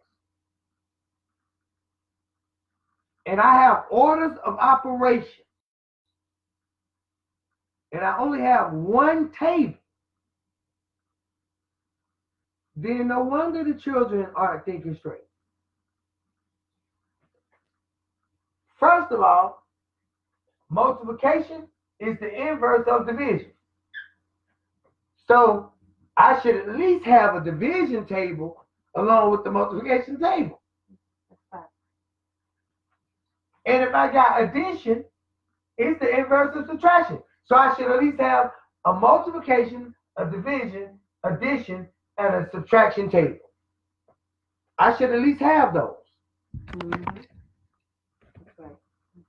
But I don't. Those X's on that. But I don't have them.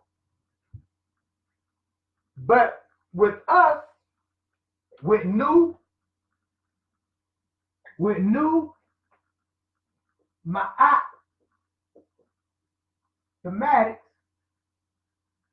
our matrix, Yeah, right? Mathematics with that, because that's matrix for matriarch. So if you use this, then you'll get a multiplication table, a division table, an addition table, a subtraction table, and even a parentheses and exponents table called the order of operation. So you'll get all of these tables from New Mathematics, IAML, that's right, from BASTET and you'll get all of these tables. You will have, your children have a minus table, an alienate table, an add table, a times table, and an order of operations table. And to say that in their language, you'll have a subtraction, division, addition, multiplication, and an orders table. You'll have all of those on one table, and it's not written in the form of a times table. A times table has absolutely no information on it. To draw a number in the corner, and then to just draw numbers out and to map from one number to the other, that's not learning. That's not mathematics. But when your child receives our orders of operation table, they're going to know what mathematics is. They're going to see the true meaning of mathematics. Now, just like anybody else with any other product, I cannot show you the intellectual property of that times table. I feel like I've shown you enough of what I know about mathematics and what others don't know about mathematics to show that you need to know what I do know. I feel like that. I feel like I've shown enough mathematics here and in other videos to earn your respect and to earn your trust, because that's what we was talking about, trust. I feel like I done earned your respect and your trust enough. If you sit here and watch this video this long, then you should donate. You should help me out. You should help me, BASTET, help the world out, because it's not about us. We promise you, we're going to be transparent with the money. We'll set up a page where everybody can put their name or put anonymous. And still, it's a donation from an anonymous person. No matter where it came from, it's anonymous. So the left hand don't know what the right hand doing. But the anonymous donation, and it's still counted among every other donation, and so we can see where the money goes. But we're going to keep going further. So now, let's talk about what we do know in mathematics right quick. I don't want to be confusing. I know everybody is not a mathematician, but we have to start somewhere. And so just know that when I write the number n, n is any number. Any number. N is any number. That's what it means. We ain't even gonna use the word variable or nothing like that. N means any number. It could be any number. This line right here is new. This right here is not on. This number is 0n. 0n. This is what we want to establish first. And this is the number 1. This is the number new. This is not the number 1. This is the number 1. This is the number new. This is the number new. That is the number 1. That is the number -1. But this is the number new. So this is the number new. This is the number on. This is the number on. This is the number on. This 0, 1, 0 anything is this number. So once we establish that, what we do know in mathematics, according to them, is that 0 divided by any number equals 0. We can put it in the calculator.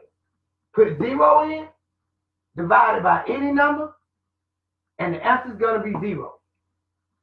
So then we can check this off as something we think we know. And the reason why I say as something we think we know, because I know better. When you get your times table, your multiplication table, when you get your additions table, or your adding table, or your division table, alienate table, and your subtraction table or multiplication table, when you get your table, you're gonna see new numbers on it, and you're gonna say, "Wow!" So 0 divided by any number is not just 0. I'm telling you, it's not. 0 divided by 0 is new. I'm telling you, that's the facts. Just as sure as any number divided by any number is 1, 0 divided by 0 is new.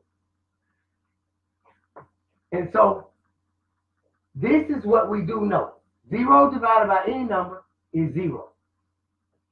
Then we have to skip all the way to this end. We know that any number divided by any number equals 1. So let's erase these 1s. Let's make this n. Because any number divided by itself equals 1.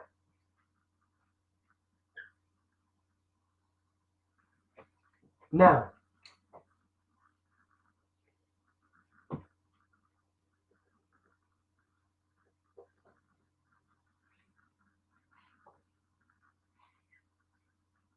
so the one thing we want to do, before we even get started, we want to show that the reason why 0 divided by any number is 0 is this. 0 divided by, let's say, 1.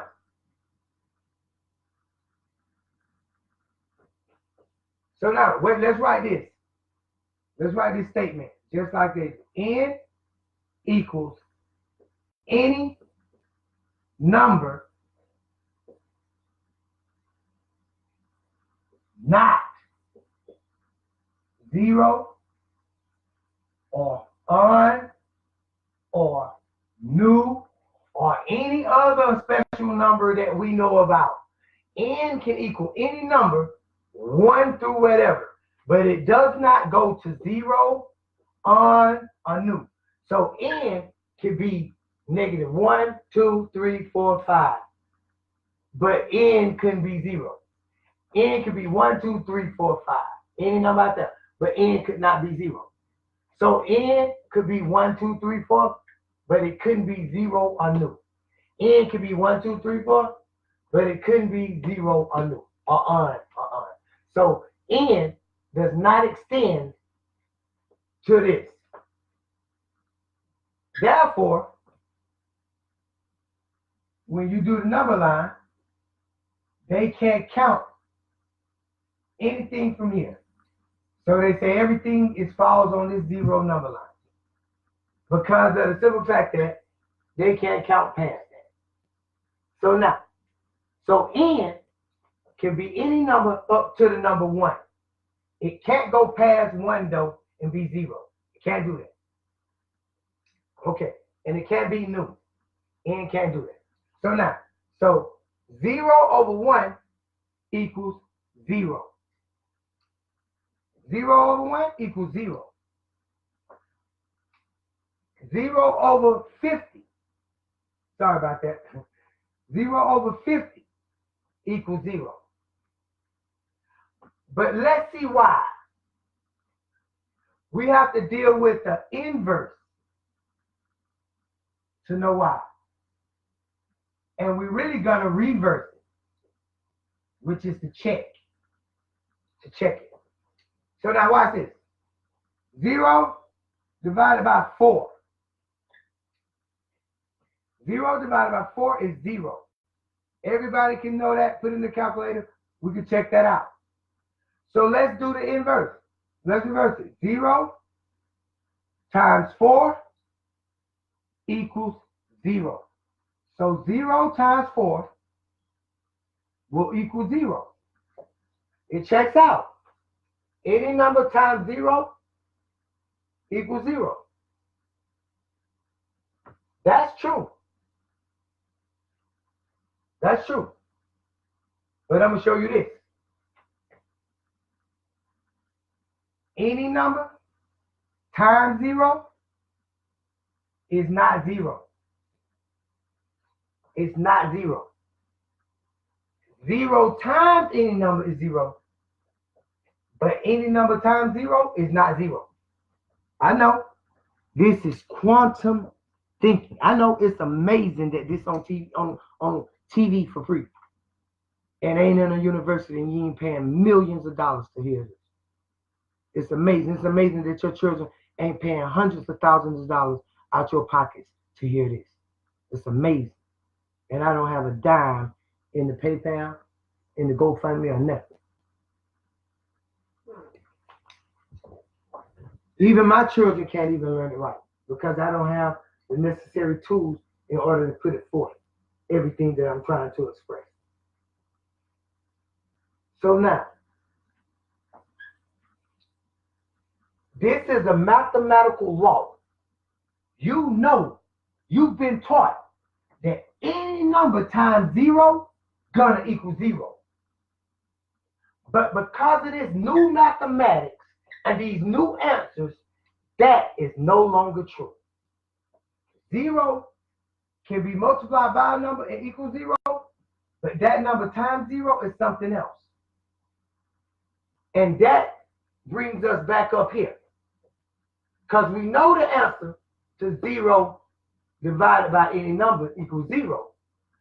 But what we don't know is the inverse, we'll say the transverse of that, whatever they want to call it. We don't know the reflective or the reflection of that. 0 over n or n over 0. Now we know that 0 over n or 0 divided by n equals 0. We know that. But we don't know. And see, it sounds arrogant when I say they don't know. But that's the case. Why would I stand here and say we don't know just to appease other people? We do know. They don't know. Is this not correct? That's just a fact. So we can't allow feelings and emotions to get in the way of logic and reason. So 0 divided by n equals 0. 0 divided by n equals 0. We know that. Now just take your time. Take your time. Get out your calculator. Because we're using their devices.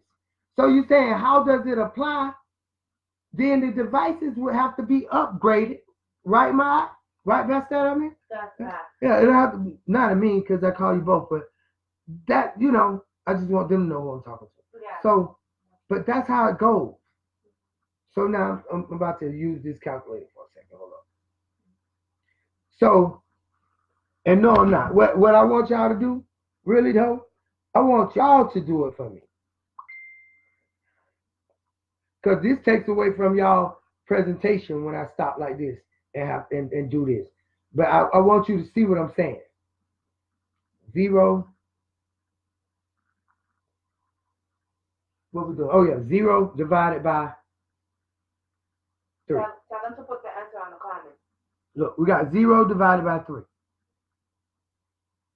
If we press equal, what you think we're gonna have? I broke my phone. I got a new one right here. But I'm tired of trying to make it work. It don't work like my old one. I'm used to my old one. See that? Let's do that again, because I think I erased that. Let's see. Dang, I'm getting messages from everybody. Okay. Get rid of the messages. I don't know who's sending that. Okay. Let's go back here. Okay. Now, let's do it slowly. Let's do it slowly. Blank screen. So we're going to do 0 divided by 2. What that equal? Equal 0. 0 divided by 2 equals 0. So 0 divided by anything equals 0. But let's try the reverse of that. Let's try the reflection of that. Let's try 2 divided by 0 equal. Can't divide by 0. Can't divide by 0. So then now when we look up here, we see something. You know the answer to this. They know the answer to that. 0 divided by n equals 0. But we just proved that they don't know the answer to that. The reflection. N divided by 0. This is called reflexive and reflection mathematics. I've been teaching about it for years. I told people that for years. Now look, n over 0. So if they don't know the answer to n over 0, we're giving you the answer to n over 0 is 0n. So this is a new number.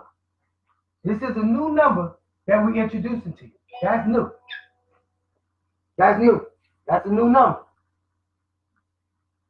So now that you know this is a new number, we're going to look at the inverse of division, because this is division. N divided by 0. You don't know what that is. So how can you know what the inverse is?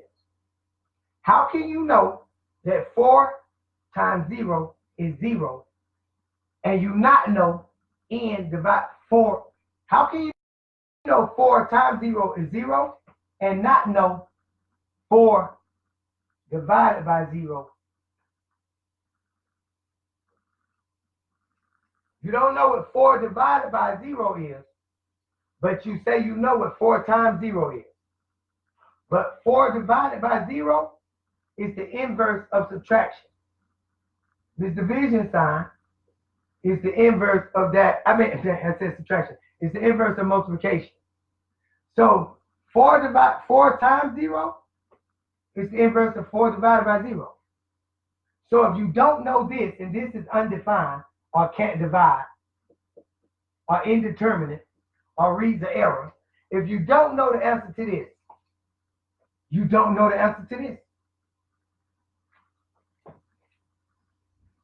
So just like there's a new number here, it's a new number here.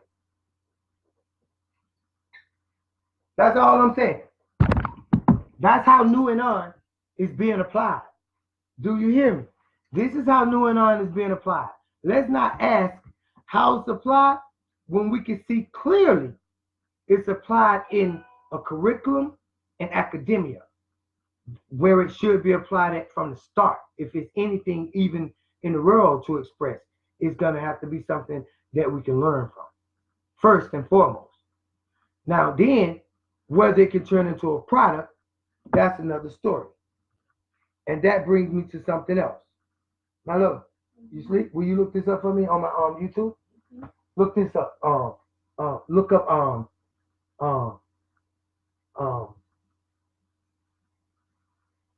funding number. Look up number file. Funding mathematical research. Just say funding basic research. Funding basic research. Funding basic research number file? Yeah, funding basic research. You may not have to put number file in there. Now my throat is super dry. Where the water went? Okay. Oh, I'll get it. Okay. So now, so let me show you. I'm just kind of taking a short break. I'm even opening a piece of gins right here. So just give me 1 second. But what I'm saying is that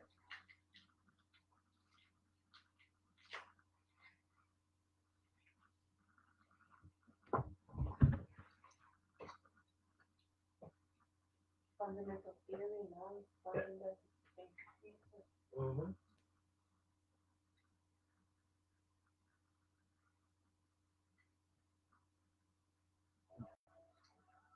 It's a wagon.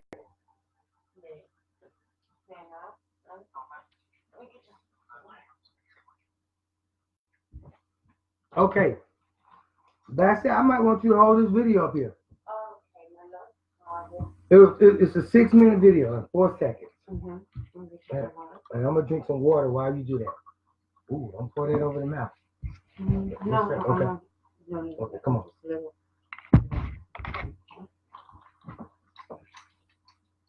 Wait, don't start it till you get up there. I think I'll miss some of it. Wait, just do this. Because he don't even give you a chance. Okay, hold it up there. I'm going to press play for you. Okay, now. This video, I won't stop it. It's called Funding Basic Research, or why basic research is needed to be funded. It's on a link called Number File. But it's why basic research is necessary or something like that. Turn it up.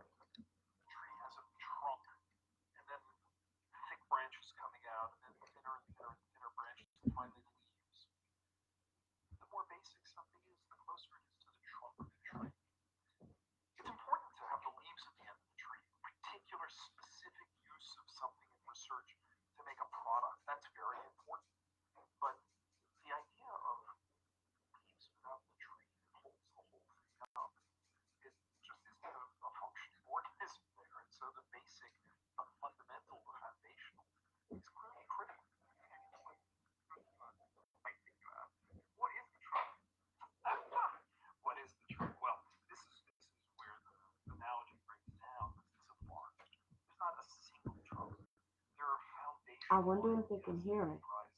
Can y'all hear it? Because it's pretty low.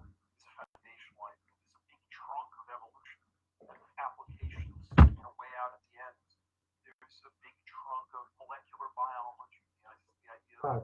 I mean, don't pause. Powering on. Ready to pair. Paired. Pause. Tell me you're going to pause. We're going to pause the video for a second and put it on the louder speaker. We're going to pause the video for 1 minute and we're going to put it on a louder speaker.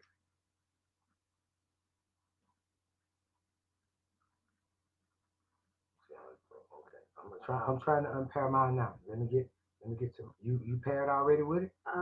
It's connecting to the jam liberty. Okay. No, I gotta unpair mine. Oh, you gotta take it Yeah, out. there you go. Now you can do it. Ready to pair.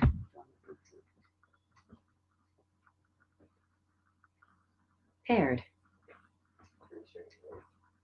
You. I appreciate it.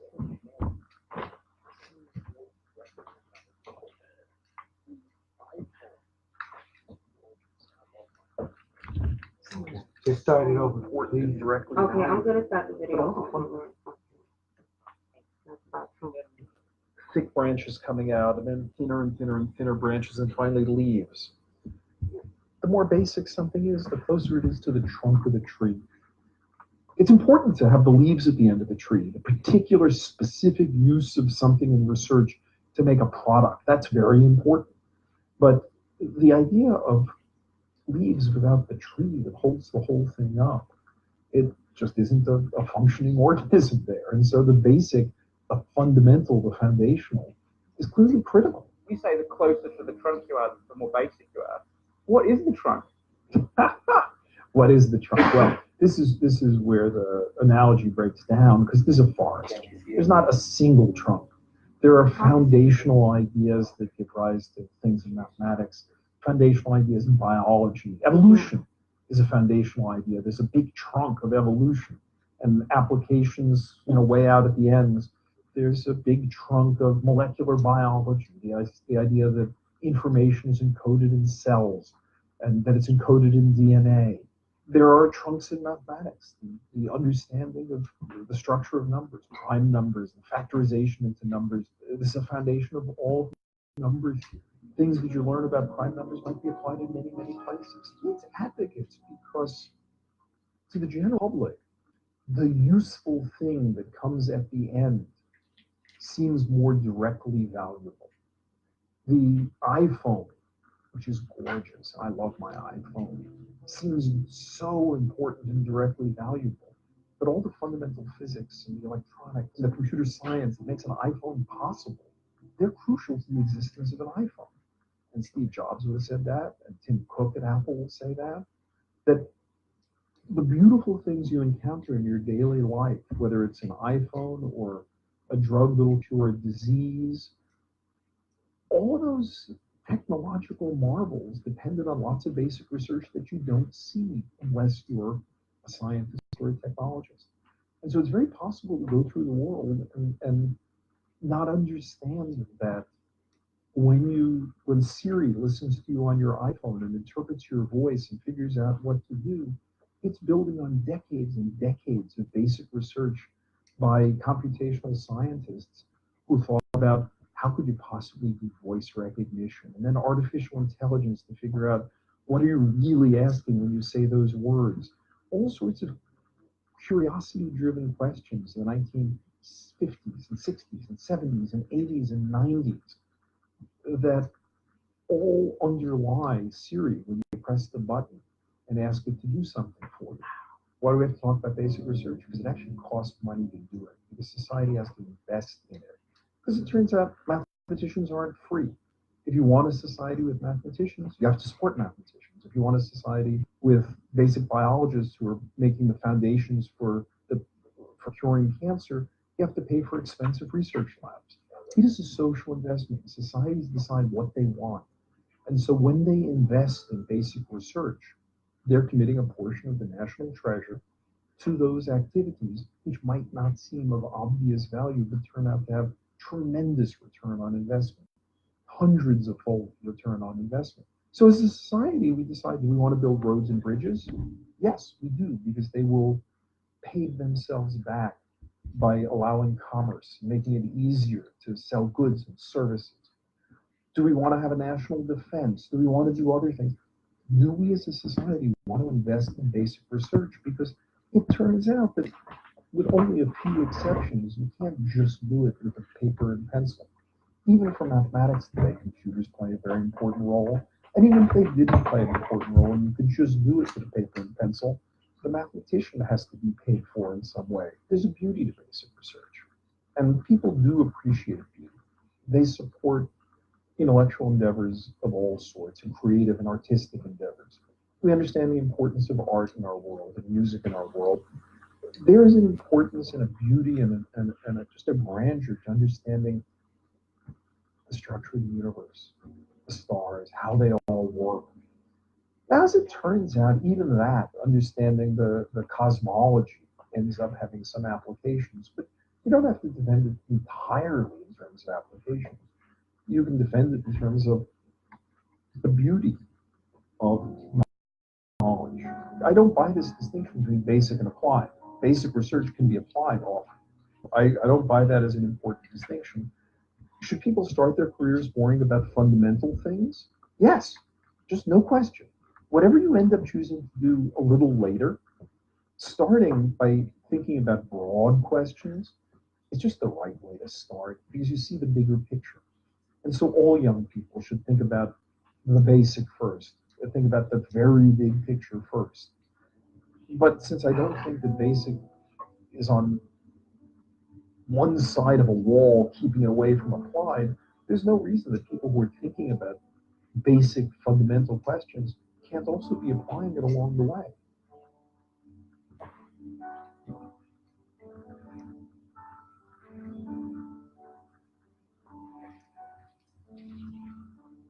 Okay. So now, with that said, I advise that everybody got to see that video Way out and got to hear. basic something is, the closer it is to the trunk of the tree. It's important to have the leaves at the end of the tree, the particular specific use of something in research to make a product. That's very important. But So let me take this bubble gum out. So what he was saying is that basic research, fundamental research, foundational research, and development of things are the very roots and seeds of things. And so when you're talking about what we're doing here, you're talking about basic, foundational, and fundamental research. You're talking about the foundations of a thing. You're not talking about, like he explained, the leaves on the tree yet. You're not even talking about the branches on the tree yet. You're not even talking about the tree itself yet. You're only concerned right now with the seed and planting the seed in proper ground. You ain't even concerned with the roots yet, because you first got to prepare the seed, make sure it's clean, prepare the ground, make sure it's tilled, dig the hole to the right depth mathematically, place the seed in, cover it up with the right amount of dirt, and don't press it down unless it requires that. Water it, because it ain't going to grow unless you do this right. Water it at the proper time and give it the proper sunlight and nurture it and watch it grow. This is a seed. So we're going to have to take it. We're going to have to prepare it, make sure it's clean. We're going to have to take it before the ground. We're going to have to till the ground. We're going to have to dig the hole. We're going to put it to the proper depth. And then we cover it up with just the right amount of pressure and dirt. And then we're going to water it and put it in the right amount of sunlight. And then we're going to watch it grow. That's the technique. And this is why I played the video. Is because that grow process, the watch it grow process, is what I think that people want to see done. And most people used to walking in the building and seeing it already fixed up, and they just come join the party or whatever it is. Or they just come and eat at the table. They ain't concerned with where the food came from. They just eat at the table. Well, we are the ones that grow the food. New mathematics grows the food. Before it ever gets to your table, we grew it organically. This is all organic, non-GMO. This is totally vegan. It's totally healthy for you.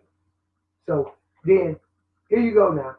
So once we bring the seed and we plant the seed and we water and we start to watch it grow, and it starts to grow roots and it takes root, and then we see the tiny little meristem come up out the ground, and we see the first little signs of life, little buds and little leaves.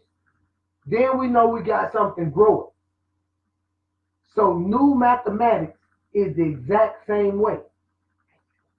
Once we plant this seed and we put everything into perspective and we start to see it grow, you'll see that it's not just an idea about mathematics. It's not just a number line. It's not just learning. But that should be enough. Just like the guy said in the video, that the fact that it's just knowledge for the sake of knowing knowledge, that should be one thing. That should be enough. Then the benefits of it is that what could it grow into? Like prime numbers, he mentioned. When the prime numbers were first thought of, they were just number theory. They were just a group of numbers, a body of numbers that, a special pattern in mathematics. But when somebody multiplied prime numbers and realized that the answer you get is not so easy to reverse that process to arrive at the numbers you used to figure out what that prime was, it became a multi-billion-dollar, trillion-dollar number. So what we're telling you is there are computer applications for this. Because you can add new and un to the traditional computer or calculator, and it will work in your traditional computer or calculator. So then once you know that, that's applications beyond the seed. So we can already see applications beyond the seed that we have in the ground. So we can see where it's going to grow. Because we already got plans for where it's going to grow. You see? So that's just one stage. We see the number lines. We see this, that, and the other, the computer application, the increase in intelligence and knowledge, the expansion of the computer, the error corrections, the expansion of the limitations. Everything we can see, the applications for new. So it's not a question of whether or not it's applicable. It's the question of whether you want to fund the basic research, the fundamental and foundational research, in order to bring into fruition, pun intended, to bring into fruition the fruit that the tree got to bear.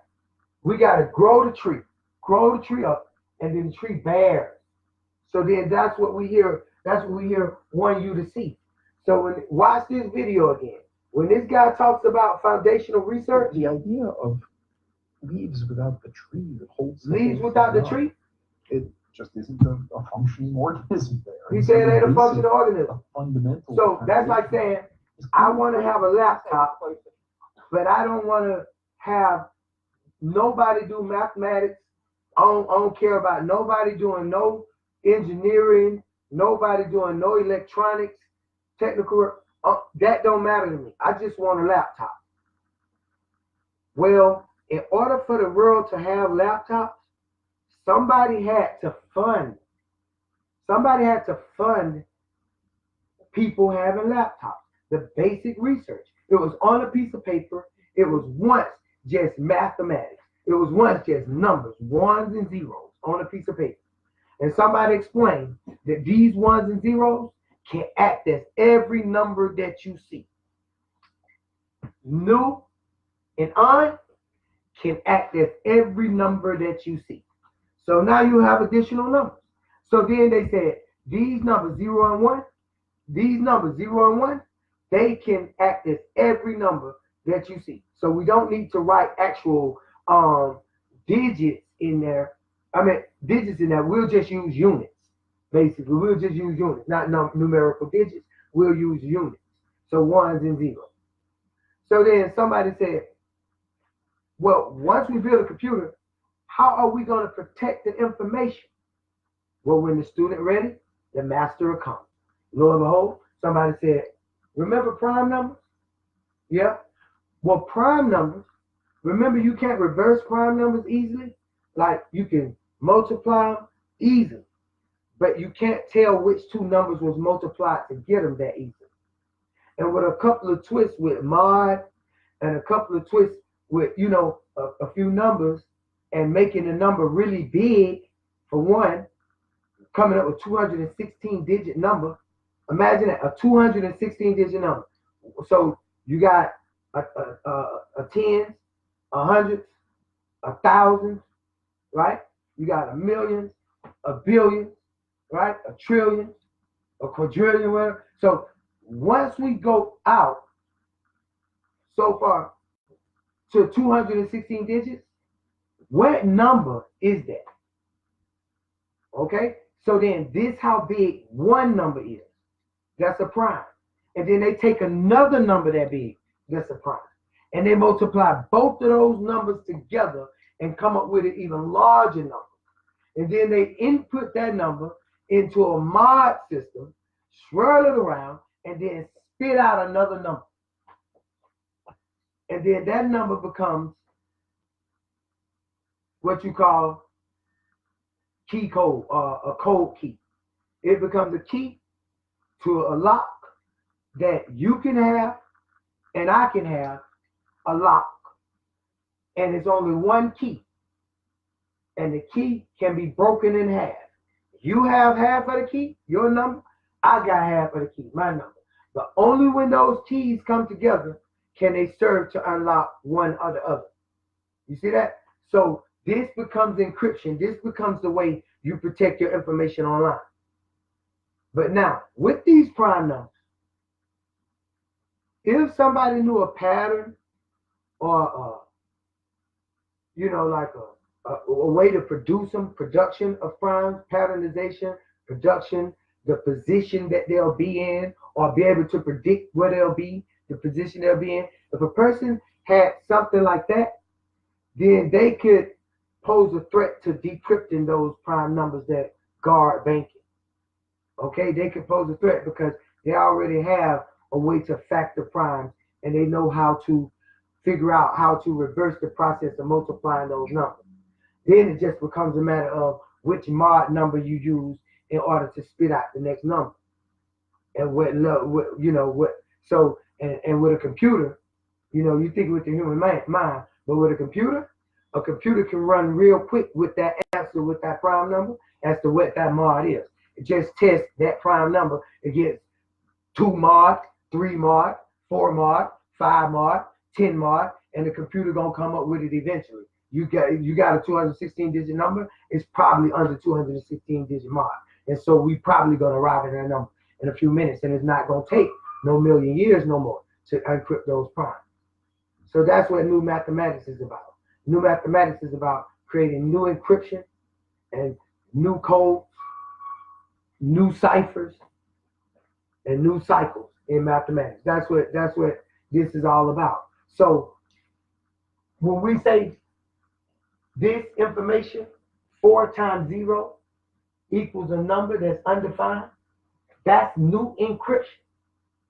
Even though you know this number, if you don't know how this number operates, if you don't know the formula, the methods, and the techniques of doing this, and how these numbers operate, then something can be spoken over the world, and a language can be produced and being spoken over the World Wide Web, online, and nobody can read it because they don't know this and they don't know this. So, and they don't know nothing associated with it, all the other numbers associated with it. So that's what makes new mathematics so important, because we talked about that, in the paradox of the rock and not being able to pick up the rock. Trunk to us, the more basic to us. What is the trunk? What is the trunk? Well, this is where the So when they say, where you are, the more foundational you are, the more basic you are. When they say that, it's no different than saying this. This is the way you said it in your ancient language. You said this.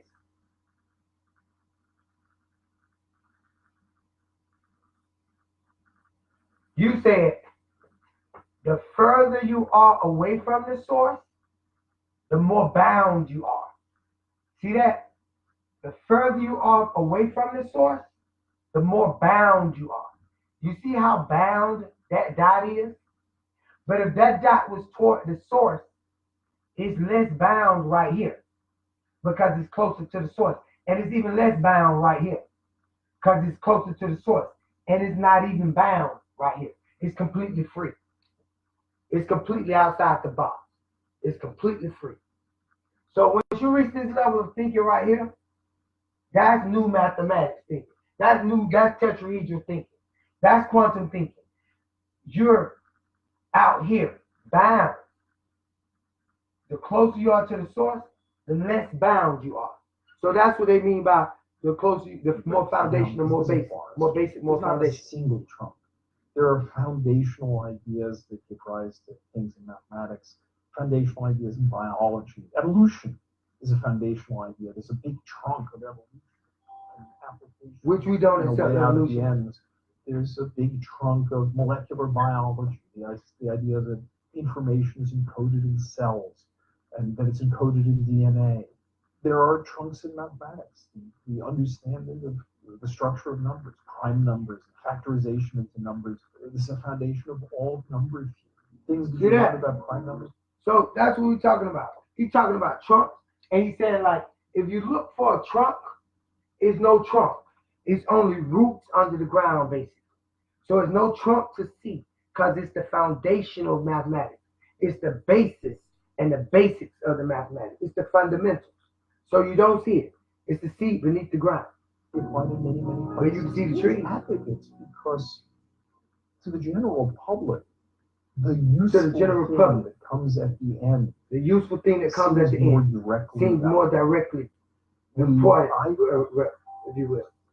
I love my iPhone. seems so important and direct. So he pointed out the fact that people may love their iPhone, but you have to understand that all the electronics in the iPhone come from and Steve Jobs would have said that. Foundational mathematics. They come from people doing stuff with a pencil and paper that then becomes something that you can make. An iPhone or a drug that'll cure a disease. iPhones, cures for diseases. Marvels depended on lots of basic research that you don't see unless you're a scientist or a technologist. So all of this depends on science you don't see. And not understand that when Siri listens to you on your iPhone, when Siri listens to your voice and figures out what to do, it's building on decades and decades of basic research. That's a good one. I want you to type in your thing when we get done with this. Ask Siri to divide by 0. Ask Siri to divide by 0. Siri can't divide by 0. Siri gonna give you a Cookie Monster story. Okay? So that's how that works. So let me show you something else. So, oh man, goodness. If you text me during this, then I can't type fast, and I keep getting text and phone calls. So let me see. I'm typing in my computer how to divide by 0. How to divide by 0. Let's see what come up. Plenty of videos, all kinds of videos, and none of them ain't about how you can really do it. Now let me show you something.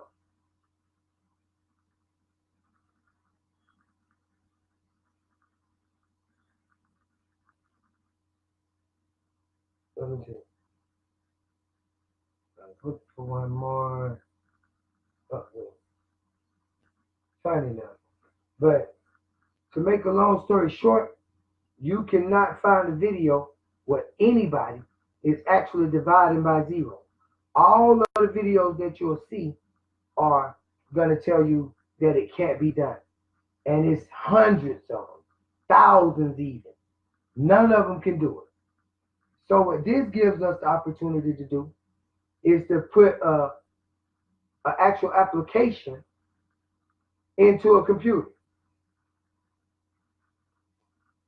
And that's been and that is my goal. Now let me show you some level of things where people doing the level of, like that video animation you just saw. That's the type of stuff that new mathematics would like to put out. Number and you ignore it at your peril.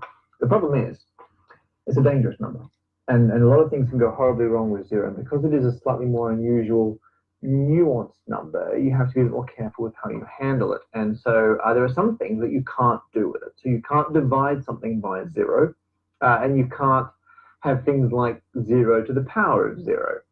And I get asked about these all the time. People are constantly, why can't I divide by 0? I want to divide by 0. Isn't it just infinity? Blah, blah, blah. And so I thought I would do 2 things. First of all, I'm going to show you why no, you cannot divide by 0. It's not just infinity. It's a bit more complicated than that.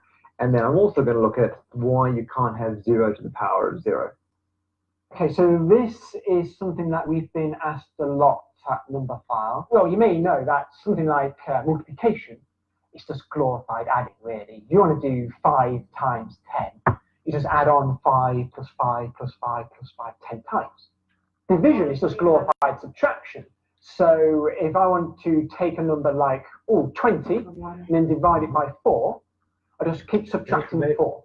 So you divide, take away 4, take away 4, take away 4. You do that 5 times, and that number 5, that's your answer. 20 divided by 4 is equal to 5. So it's just glorified subtraction. That's really what it is. Now, if I divide by 0, then that means I'm subtracting 0 over and over. So 20 divided by 0 means I take away 0, I've got 20. And then I take away 0 again, I've still got 20.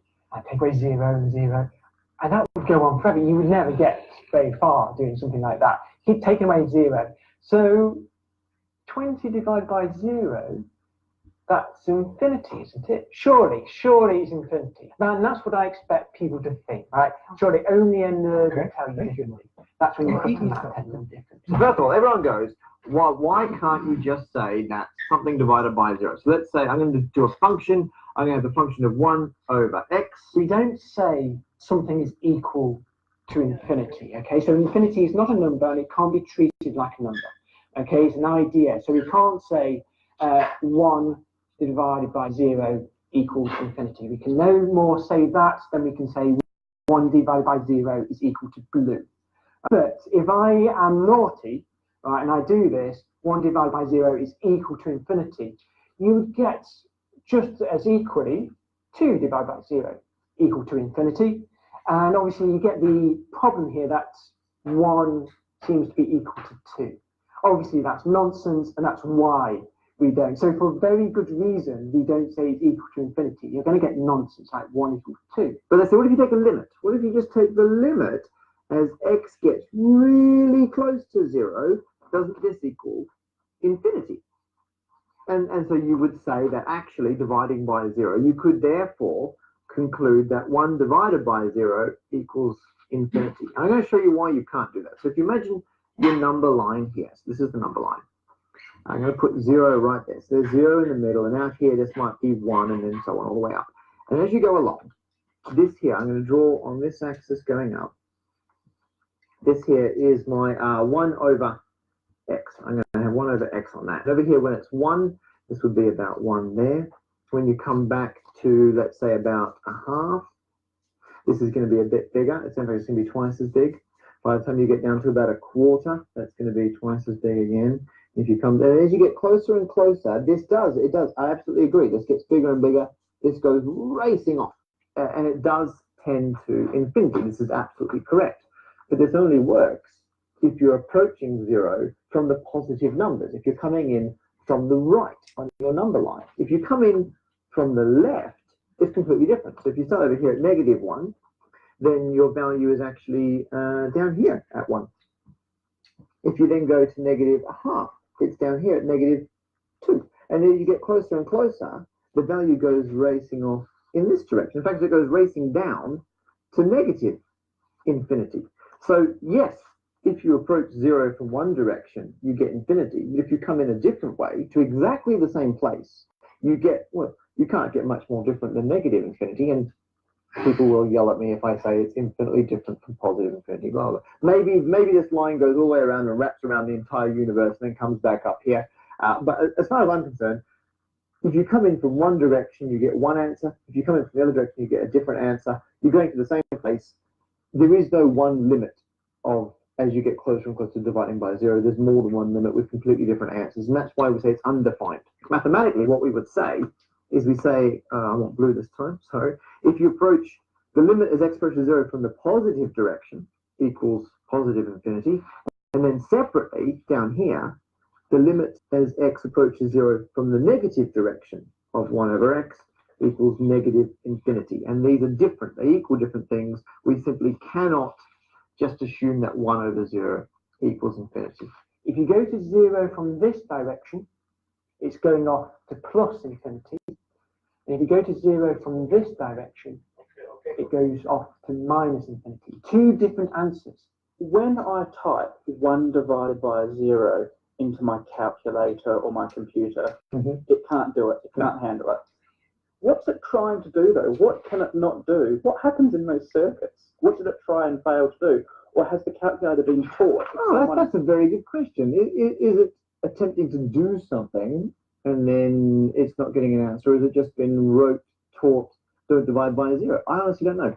I suspect it's just been taught that if someone hits divide by 0, say error, or what it might do is actually try to get to that answer by an iterative process, which it then finds exploding in one direction or the other. And so it's got some kind of built-in cap or some kind of safety switch which goes off to say this calculation is getting out of control, call it off here, just a maths error. But I imagine it might even vary from device to device, but it'll be one of the two.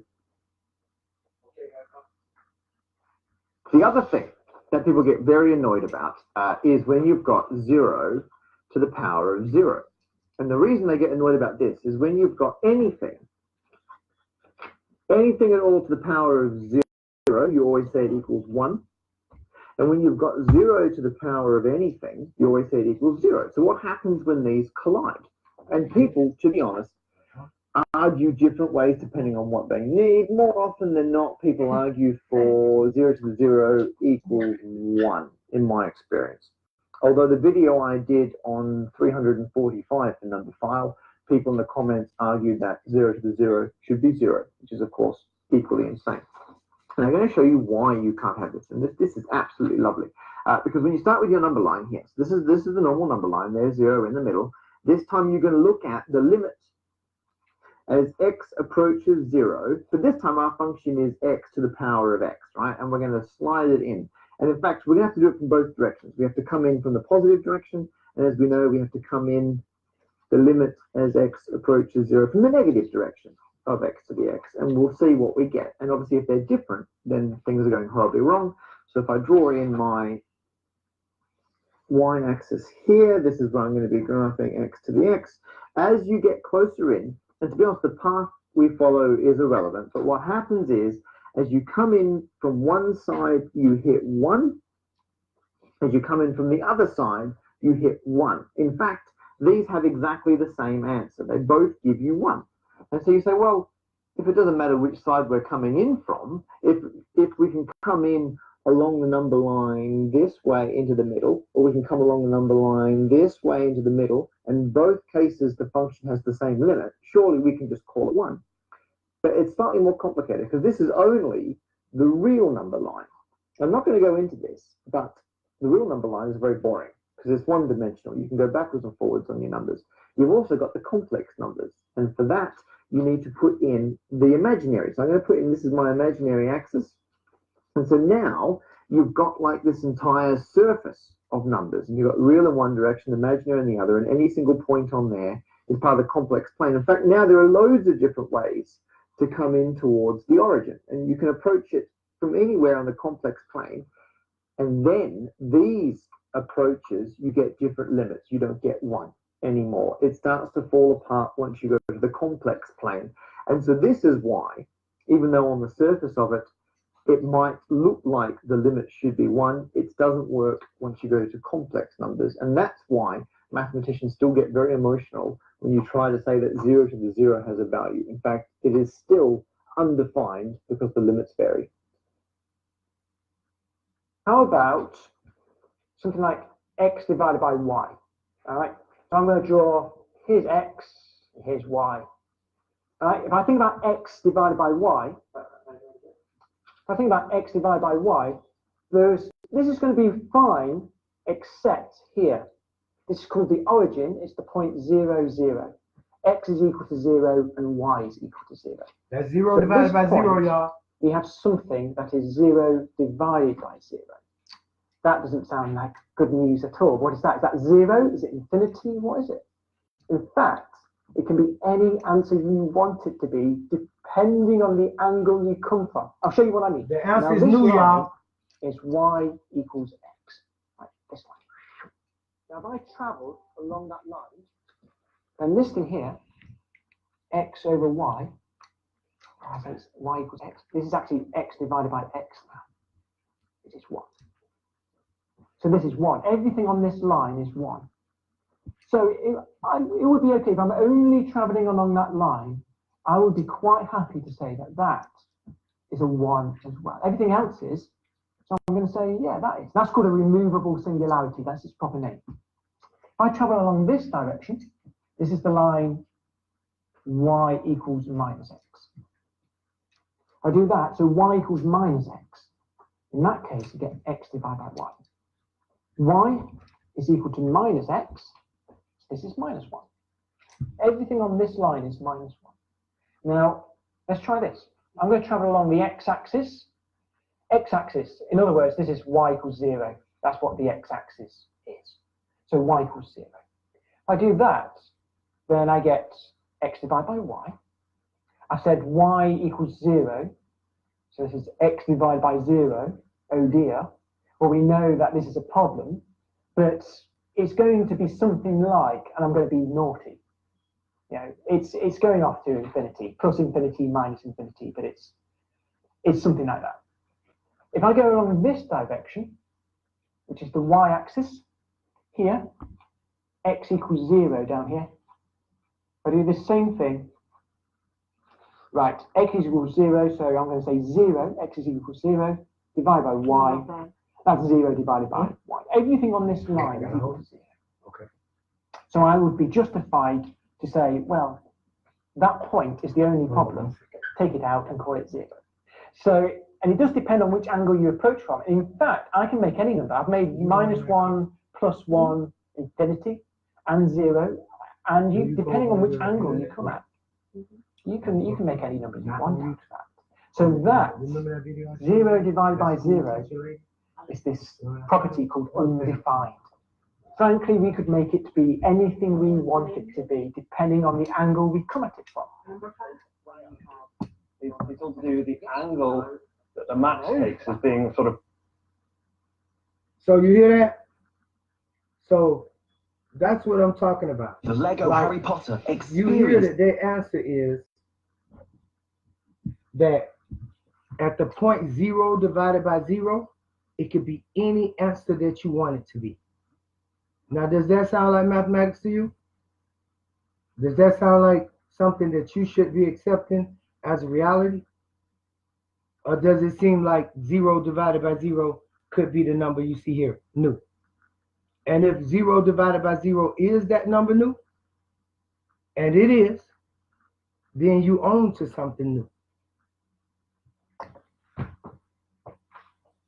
So when we say 0 divided by n equals 0, when we say that, we are saying that we know that. But when they say n divided by 0, they say they don't know that. But when we say n divided by 0, we say we know that. So now that's no that I can show where they actually say that they can't divide by 0. But right here, n divided by 0 equals 0n. So you now have an answer to the question that was on the video. So when you get here, and I say 4 times 0 is not 0, 4 times 0 is not 0. That's wrong. 4 times 0 is not 0. See how that goes in there? See how that new symbol goes in there? No. 4 times 0 is not 0. That's not right. 4 times 0 is some other mystery number. It's some other mystery number. Just like un was a mystery number. This now becomes a mystery number. So in the times table, well, let's say it right. In the minus, alienate, addition, and times table, when we send you that, we'll be able to show you the answer to 4 times 0 and why it's some new number and what that really means. We'll be able to show you that because that's going to play an important role in understanding quantum computing later on. Okay? Now, so we talked about 0 divided by any number equals 0. You can type that in your computer calculator. 0 divided by any number equals 0. We're going slow. N divided by 0, any number divided by 0, they don't have an answer. But now you can write down an answer. You could say any number divided by 0 equals 0n.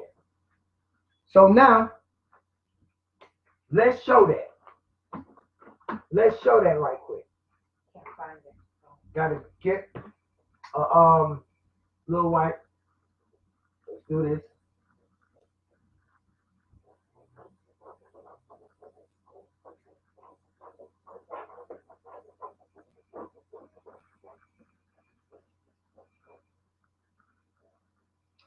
Okay. Now, erase this too. Now, we'll put this back up here though. We'll put this right here.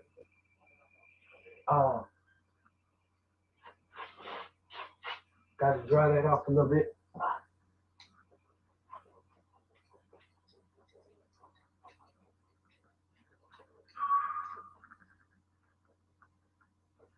Now, let's say we're just going to put a number here for all intents and purposes. Let's just say, since we got 4 over here, we're going to reflect the 4. That's what we're going to do. We like 4. It's a good quantum number. So we'll say 4, 0 divided by 4, and 4 divided by 0. So now, that equals 0, 4. Just like 0 in the number. If this was 7, if this was 20, it'll be 0, 20. It don't matter. Any number divided by 0 equals 0 plus the number. So when we say 0 plus the number, that becomes what's called a complex number. A complex number, 0 plus the number. Because it's no longer binary. Because if this was 40, then the answer would be 40 divided by 0 would be 0, 40. So that's more than just binary. Okay? Or that's the growth of binary numbers. So if this number was 400, or 405, or 407, no matter what you put there, it'll be 0 and 409. If you have 409 right there. 409 divided by 0 is 0, 409. So now, that's that type of number. But this is not 0. This is what's coming from this. From dividing by 0. Okay? Now that's special. That's important. Let me show you. Okay? So let's dry that up a little bit. We already know what's going to happen.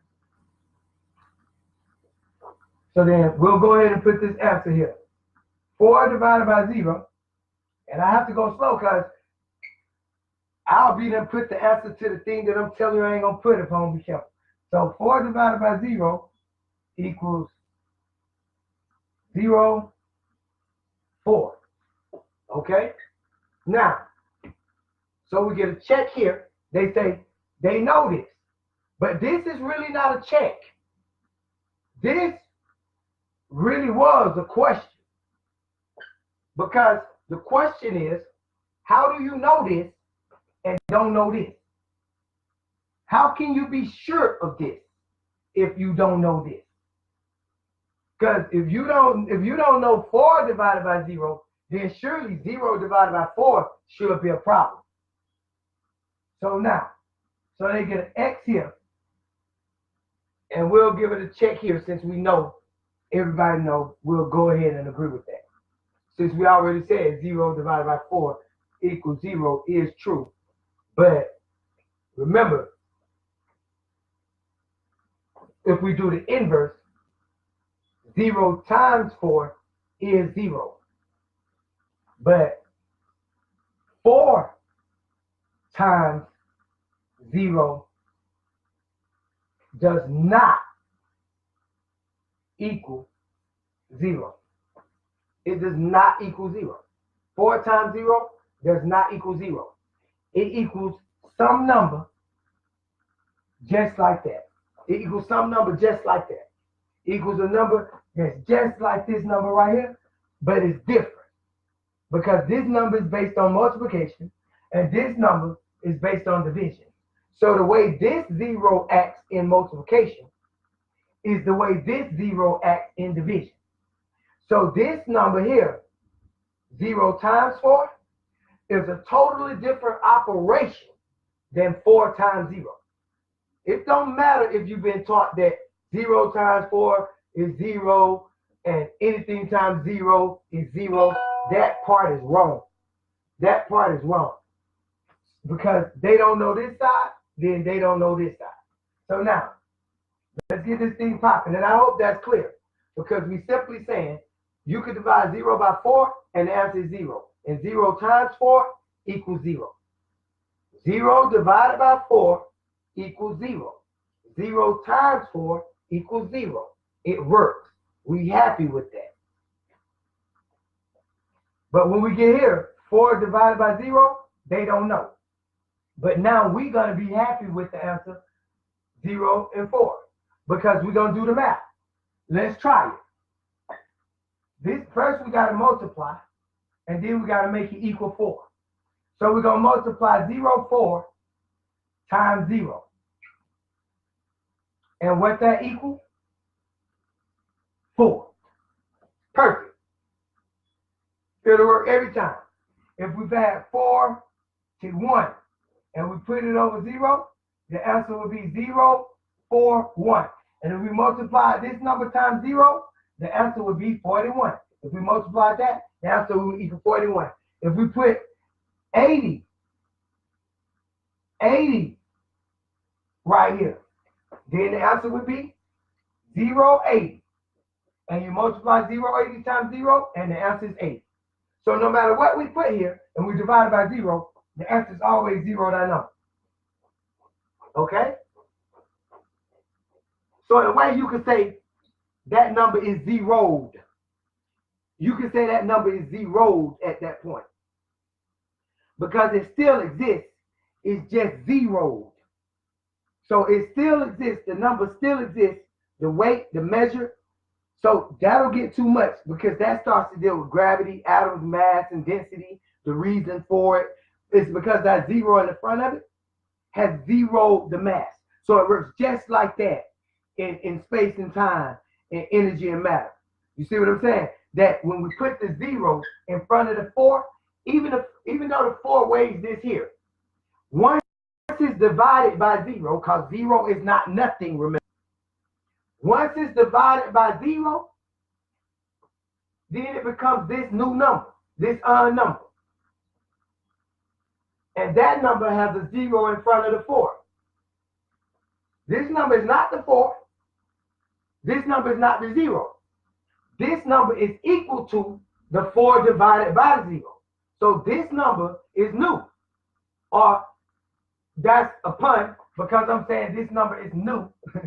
N-E-W. I'm not saying this number is new. No, this number is really un. And we would say 4 un. So that number is really 4 un. 4 un. And if it was 8, it'd be 8 un. And if it was 12, it'd be 12 un. So that's what it'll look like. A lot of smiles, a lot of laughter. So you got this. So this becomes 4 un. So we got a new number there. We got a new number, 4 un right there. So now what we have to understand is the next part of this. Make some room for the next problem. Right here. We know this. We know that any number divided by itself equals 1. We know that. So we can go ahead and change this n to our favorite number, 4, quantum. And we can change it to our other favorite number, 4, quantum. And this number, 4 divided by 4, will equal 1. It'll equal 1. So just like 0 has the polarity at un, 0 and un, because this number is 0. And this number is un. And this number is 1. See, 1. 4 divided by 4 equals 1. Let's write that a little bit clearer. 4 divided by 4 equals 1. Okay? So now, and we can check that. Let's check it. The opposite of division is multiplication. Let's multiply. 1 times 4 equals 4. And this could be 9 divided by 9. It'll still be 1. And 1 times 9 will still be 9. We know that. We're good with that. We're good money. We're good money. But it's certain properties of this, though, that's important, though. Because when we look at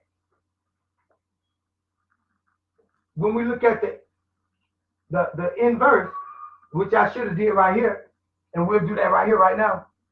When we look at the inverse of that, though, n times n will equal n squared. N times n will equal n squared. So if we change n to 4,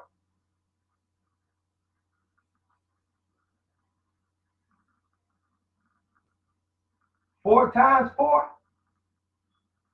would equal 4 squared. It would equal 4 squared. I know it's 16, but it equals 4 squared. So the inverse of any number divided by itself equals 1 is always a square. So if that number was 1 divided by 1, it would equal 1. But if I did the inverse and I said 1, let me do it at the bottom. And I said 1, nope, and I can't do it right there. And I said 1 times 1, it will equal 1. So now, these numbers are different. One of them equals 1 squared, and one of them just equals 1. So this is what happens between 0 and on, and between 1 and new, and between 4 times 0 and 0 times 4. This is why 0 times 4 equals 0, but 4 times 0 does not equal 0. It's some new mystery number. Okay? So 1 times 1 equals 1 squared. 1 over 1 equals 1. Got it? And 1 squared is equal to 1, but not equivalent to 1. That's like saying it's equal but not the same.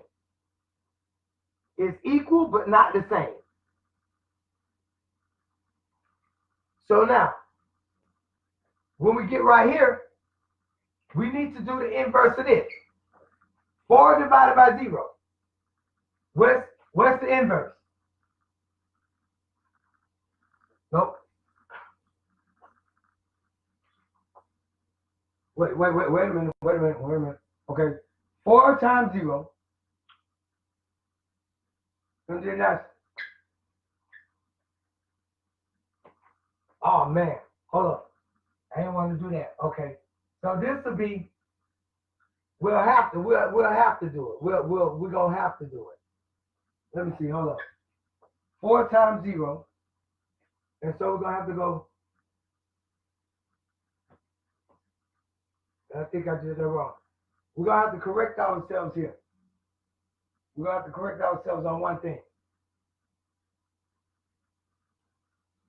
We're gonna say 0 times 4. They say equals 0. I had it wrong. 0 times 4 equals 0. And then here, because we got 4 divided by 0, we're going to have to say 4 times 0 equals 0 to that. And this number is still some special number. That don't change nothing I said. This number here still is different than this number. As long as this number, let me show you another reason why right quick. For the same reason why, if you have 0 in the divisor right here, 0 divided by 0, it's a complicated answer, it's new, 0 divided by 0. But when you say 0 divided by n, the answer is simply 0. It's not complicated at all. The answer is simply 0. Now, when you say n divided by 0, it's a complicated answer. You don't know the answer, but now you know the answer. It's on. So now, when you get to n divided by n, you know 1. That's an easy answer. That's not complicated at all.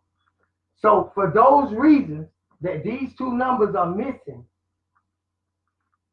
it brings about this type of action where if you continue to use the numbers, called analytic continuation. Let me show you. It's called analytic continuation. if you continue to use these numbers, meaning if you went from, let's say, 9, 8, 7, 6, 5, 4, 3, 2, 1, 0, you could keep going new, 0, -1, -2, -3. You can keep going, -4. You can keep going. So that's called analytic continuation, because that's what he was trying to show you on the number line they had. When he was using the 1, 0, 1 number line and the XY axis, and he was using the X and the Y right there. Sorry about that. Let me do it right. I'm writing backwards. When he was using the Y and the X axis, the X down at the bottom, okay, through the middle, and the Y right there. So when he was using Y and the X axis, he was showing you that 1 right here, and then 0 on the line, and then 1 right there, and then 2, 3, 4, and 2, 3, 4. And of course, these are negative, and that's what he had. And he was saying that this number could be anything you want it to be. It could be anything you want it to be. But I'm saying this is the same thing as, now watch. We take this, and we will have 4, 3, 2. Let me make sure that's on there. We'll have 4, 3, 2, 1, 0, and then we don't have to write new. It is the pole. Then we will have 0, 1, 2, 3, 4. So we have 4, 3, 2, 1, 0, new, 0, 1, 2, 3, 4. So new would be the pole. So the answer to his question, or their question, when they say that you can arrive at any number you want to, when he draw the little thing where he say you can arrive at any number you want to, and he shows that little thing right there, that's not true in mathematics. You now have the answer, that the answer would be new, would be the pole. It's not infinity. It's not any number you want it to be. It's new, because that's the number there. And in some cases, it could be on. Okay? According to where your limits are. If your limit's at 1, it's 1. If your limit's at 0, it's 0. If your limit's at on, it's on. And if your limit's at new, it's new. But that's how that works. So,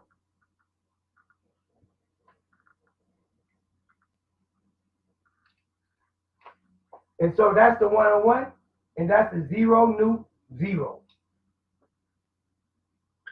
That's the traditional graph, and this is the new graph. That's the traditional number line, this is the new number line. But this is a graph. So not only do you get new number lines, that's number lines. This is a graph on the XY axis. So you get new graphs. So now, so when you ask, how is it applicable? That's another application. So now when we get to this number, 0 divided by 0, they don't have an answer. But we know the answer is new. We know it's not anything you want it to be. We know it's not just nothing. And when they talk about 0 to the power of 0, or 0 to the power of n, or n to the power of 0, or you know, anything like that, we have answers to that. That's not a mystery to us. We know how to answer that. That's easy with the information we have in new and on. So that just adds more to the calculator. So now we just add more to the calculator by knowing the answer to 0 to the n, or n to the 0, or knowing 0 to the 0, and knowing n to the n. By knowing those, 0 to the n, or n to the 0, or 0 to the 0 or n to the n, by knowing this, we know something. And I'm doing this on purpose because at this point, they would know if 0 to the n is 0 to the n or if 0 to the n is 0 to the n. And they would know if n to the 0 is n to the 0 or n to the 0 is n to the 0. At this point, they would know that. You will have to do some mathematics. You will have to figure out a formula. You will have to come up with a technique and a method. You will have to come up with your own mathematics in order to figure that out. And follow right behind this. And you're going to lead to the same answer. You can call it what you want. But the math is just one language. It don't lie. So now, so we're at 0 divided by 0. So this becomes new. So let's write new right there. So at this point,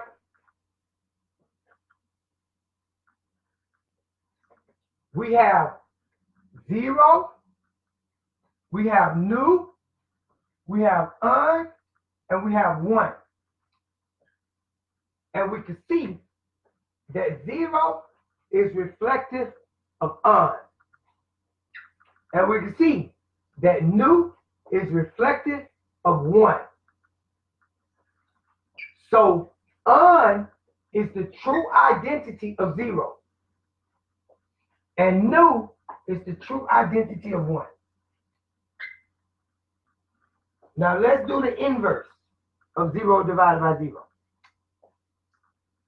0 divided by 0 is, and you see where I made that mistake at? You see where I just showed you where they don't know this and that? That's how I was able to make that mistake when I had 4 times 0 over here. And even though I talked about it right, I should have not done that because you see how that's out of position? That's out of position. See, that's how the language is. So we have to be perfectionists, and I must have some really good people listening. I understand that because the only way a person could teach something like this is to have the right connection, communication with the people they're talking to. I guarantee you, when you start to teach this, you're going to come back to me and you're going to say, man, you know what? It's impossible. It's impossible. That's what you're going to say. You're going to say, bro, you know what? It's impossible to reach certain people. I can tell somebody else, a child maybe, and they got it. But I can stand there for hours and tell the most educated person in the world, and they won't know what the hell I'm talking about. For real. That's what you're going to find out. So now we have to do the inverse of that, though. Now that we done corrected ourselves on the math, and I done corrected myself on the math, by the will of the Most High. All praise is due to the Most High. Elion, Elion, pa, pa, pa, pa, pa, pa. All right, so let's go. 0 times 0 equals 0 squared. That's what we want to see. Symmetry. 0 on 0 squared, 4 squared. That's what we want to see. That's what we want to see. We want to see some beautiful symmetry. So these numbers are both squares.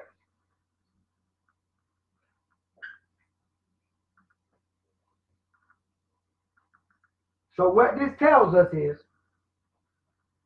is that some points of 0, 0 is something, because 0 is 0 squared.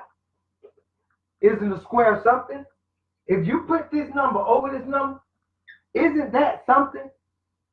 So now, suppose the 0 up here all along has been this number 0 squared, and you've been calling it nothing.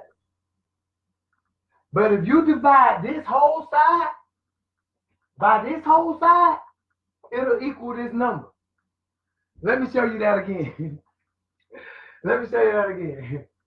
If you divide this whole side by this whole side, it'll equal this number. You see that? So let's do it. This side is negative infinity. Negative infinity. But now you got to remember, the infinity, we got to include infinity plus 0 plus un plus nu. Now we got a full infinity. And then we got to say that's negative infinity. And then we got to say divided by positive infinity. Now you see why negative 0? And I said earlier, I said this number is not really a negative 0. That's just for all intents and purposes of explanation. So it almost made me want to do that. You know what I'm talking about? Because we in the truth. We don't play. We'll go ahead on and fix that. We might as well. And I told you that we do this from right to left, really though. For real. This is really done from right to left, if you will. So, and that creates a lot of confusion for me in my mind in expressing this to you, because I'm in the camera on the mirror. I'm in my mind on the mirror. I'm always thinking on this side, and here we go on this side, and I'm turning around and the stuff over here is really over here. And so bear with me, because this is not no easy thing. Okay? So now, and we forget things, like when we forgot to check this. Nu times 0 equals 0. We ain't got no problem with that. We ain't got no problem with that. Any number times 0 gonna give us 0. Okay? Now, I realized I was right.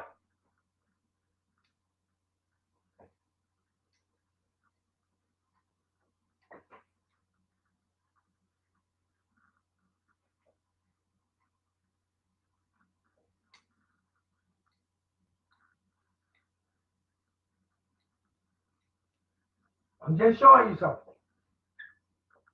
Look right here now.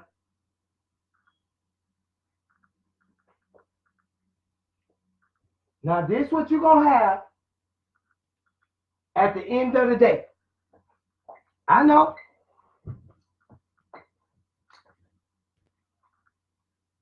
For this reason, this is quantum.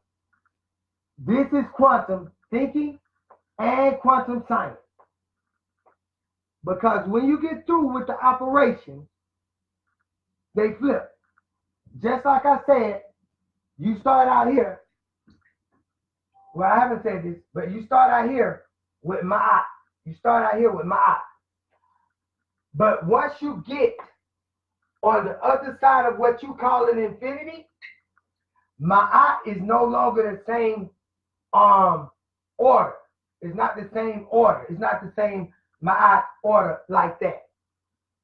It's not that. These two flip. The minus becomes addition. And this stays the same. Alienate. And this becomes minus. And this stays the same. Times. And order stays the same. So you get amped instead of ma'at. Oh, you get amped. Oh. So this actually flips. So I just want you to understand now that this is the fact. So I have to show you things. This is so difficult. This is really hard. Look, I have to show you things. And this is going to contradict what I said earlier. I have to show you things that's maybe the wrong way, then the right way, then the right way. For real, that just like the mirror thing I told you about. I promise you. And when you look and you go do the math and you walk through it, you're going to see the same thing. You're going to say, bro, I saw the same thing. I saw what you was talking about. I saw it in the numbers. I saw that on one side of the equation or the answer, that the answer appeared that these numbers belonged in this group. But when I moved further, it's the same thing did not apply to numbers on a scale, on a smaller scale. Just like we talk about quarks and quarks, triops, biops, and zeals, it's the same thing. Those particles do not act the same as the gross, dense particles that we interact with on a regular physical basis that we consider physical. They don't act like that because they exist on a different scale. So then numbers on the scale of 0 divided by 0 or n divided by 0 or negative n divided by negative on, or if you will, on the negative side, these things right here, those type of particles, like I was saying earlier, when you put the 0 in front of the 4, that particle becomes weightless. That particle becomes timeless. That particle becomes immortal, if you will. Things like that. That's the scale of mathematics that you're dealing with, that you're talking about. So with all that to explain my mistakes, nevertheless, we arrive at 4 divided by 0 equals 0, and 0 times 4 equals 0.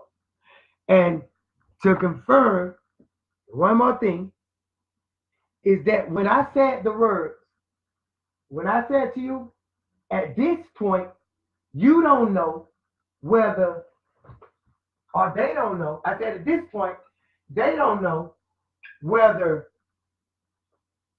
if we had, I want to make some room. I said they don't know what n to the 0 or 0 to the 0 or 0 to the n or n to the n. I said they don't know what that is. They don't know what that is. They don't know what that is. They don't know what n to the n is. Because n could be infinity and n could be infinity. And they don't know what infinity divided by infinity is. So they don't know what n divided by n is. So how do they know what n divided by n is equal 1 here? Or they don't know what n to the power of n is. So how they know n to the n is 1, but they don't know n to the power of n. They don't know what that is. They don't know what number that is. Okay? So now, let's keep going. And 0 to the n. I said, well, 0 to the n, they don't know if that's n to the 0 or 0 over n. I mean, 0 over n or n over 0. They don't know. They don't know. So 0 to the n, they would know if that's n alienate 0 or 0 alienate n. So that's how we'll really talk to the children. We wouldn't say over like they say. It don't make sense. But watch how it makes a little bit more sense now. N to the n, or n to the power of n, is infinity. But n alienate n equals 1. When we alienate n, it equals 1. So I said they don't know if we have 4 alienate 0, it equals on. They don't know what that is. So then even if we tell them that, they don't know if 0 to the n is in relationship to 4 divided by 0 and would be a relationship to on, or if 0 to the n is in relationship to 0 divided by 4 and would be equal or a number related to 0. They don't know. This all the mathematics that they don't know. So then 0 to the 0, they don't know because they don't know 0 divided by 0 equals nu. They don't know that. So they don't know 0 to the 0. So then when it comes to, and so they don't know 0 to the 0, and then they don't know the little 0 to the big 0. Because if it's a 0 to the 0, then it's a 0 to the 0.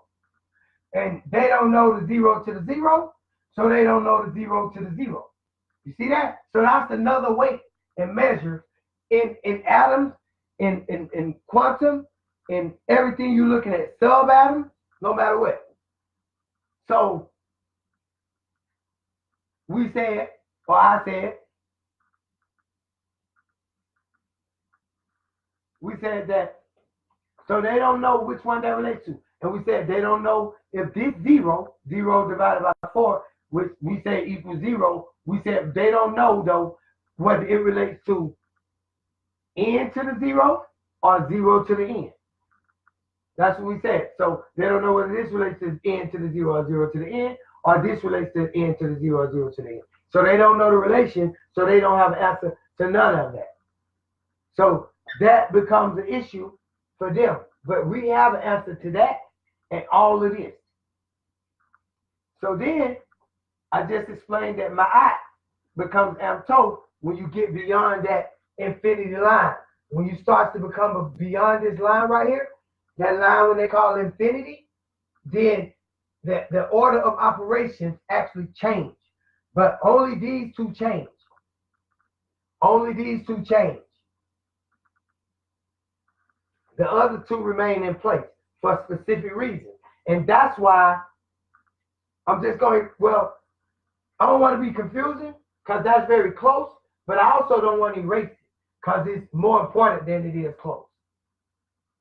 It's more important than it is close. So we'll just try to make a little space. Yeah, we'll keep it like that. So now,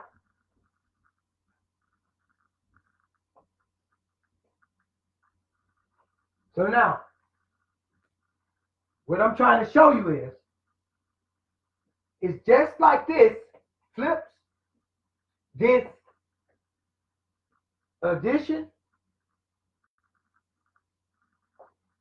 I apologize. Hold on, let me get it right. So we have the minus goes to the addition, and the addition goes to the minus. So we got to flip that. These two actually flip. The minus and the addition trade places. Okay? Let me write this a little bit better because that's an ugly 8. So now, the minus and the addition and the minus actually flip. Now, the alienation, so we'll put the symbol there. This is addition, and this is minus. This is minus, and this is addition. Those two trade places, positive and negative. Those two signs flip. So now, here, this is alienation and multiplication. This is alienation and multiplication, or time. This is time. So these two did not flip. And why I did that, I don't know. I put an M. It's time. That's why we actually use that. Because this is minus, this is alienate, this is add, and this is time. That's what you tell the child. All that multiplication, subtraction that we was taught, I use that lingo to come across to everybody like that. But in truth, this is, let's do it again.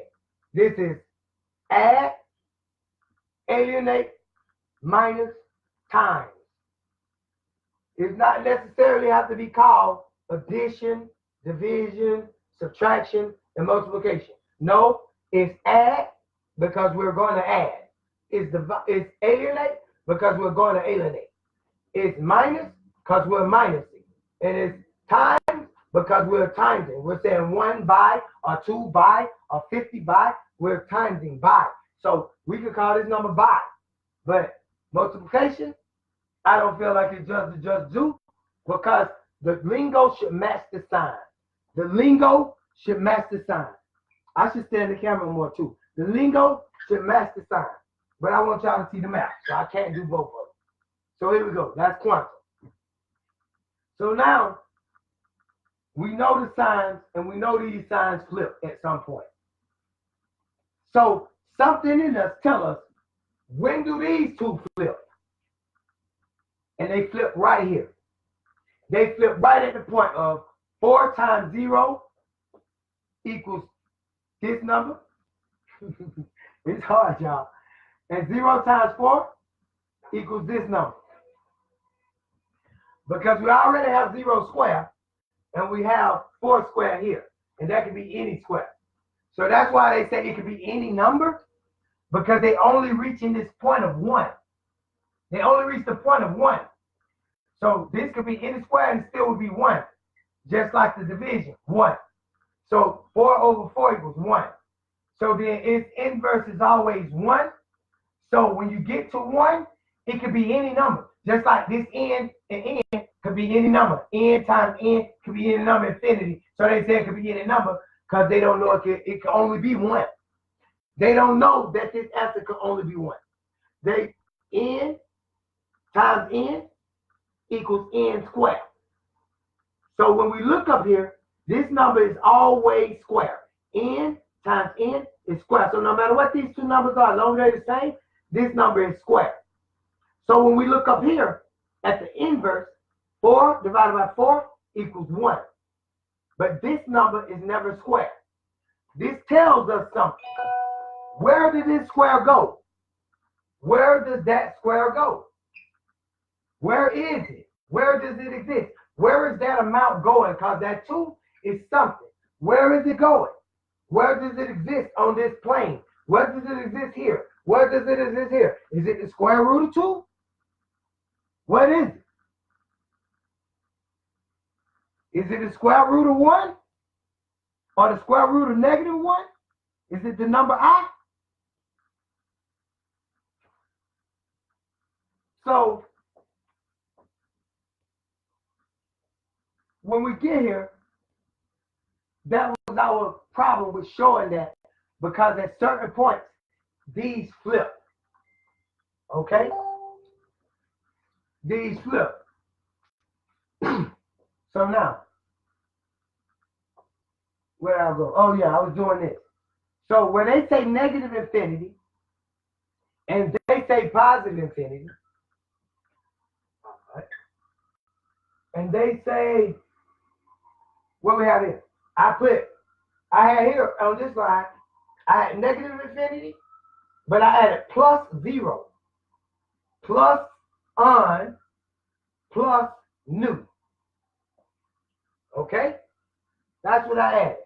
And really we should say plus 1. I'm not even going to, we really should say add plus 1. Okay? Because they can't reach it. So now that's what that number, that would be infinity on that side. And then infinity on this side would be infinity plus 0 plus on plus new plus 1. Okay? And let me see, hold up, let me make sure I'm doing something. Let me see. Because these flip, remember these flip. So let's see.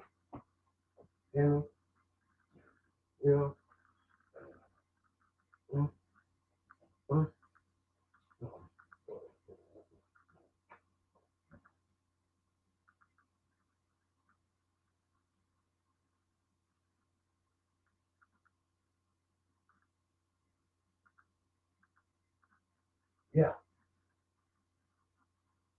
We'll have infinity plus 1 plus on plus new plus 0. And those are flipped. You see that? Those are flipped. So then this will flip too. We can flip this. This is how we arrive at the order. This is doing the same. 1 plus on plus new plus 0. This is high level mathematics, y'all, because this relates to n to the 0, 0 to the 0, 0 to the n to the n. This relates to all those numbers and weights and measures and all of that stuff that's unknown. All of this unknown, noon, N, 0, 0, N, noon, the unknown, all of that unknown information that they don't know, we have it here. And this is the formula for all of that. It will equal anything. So now, if we were to divide that, what would this equal?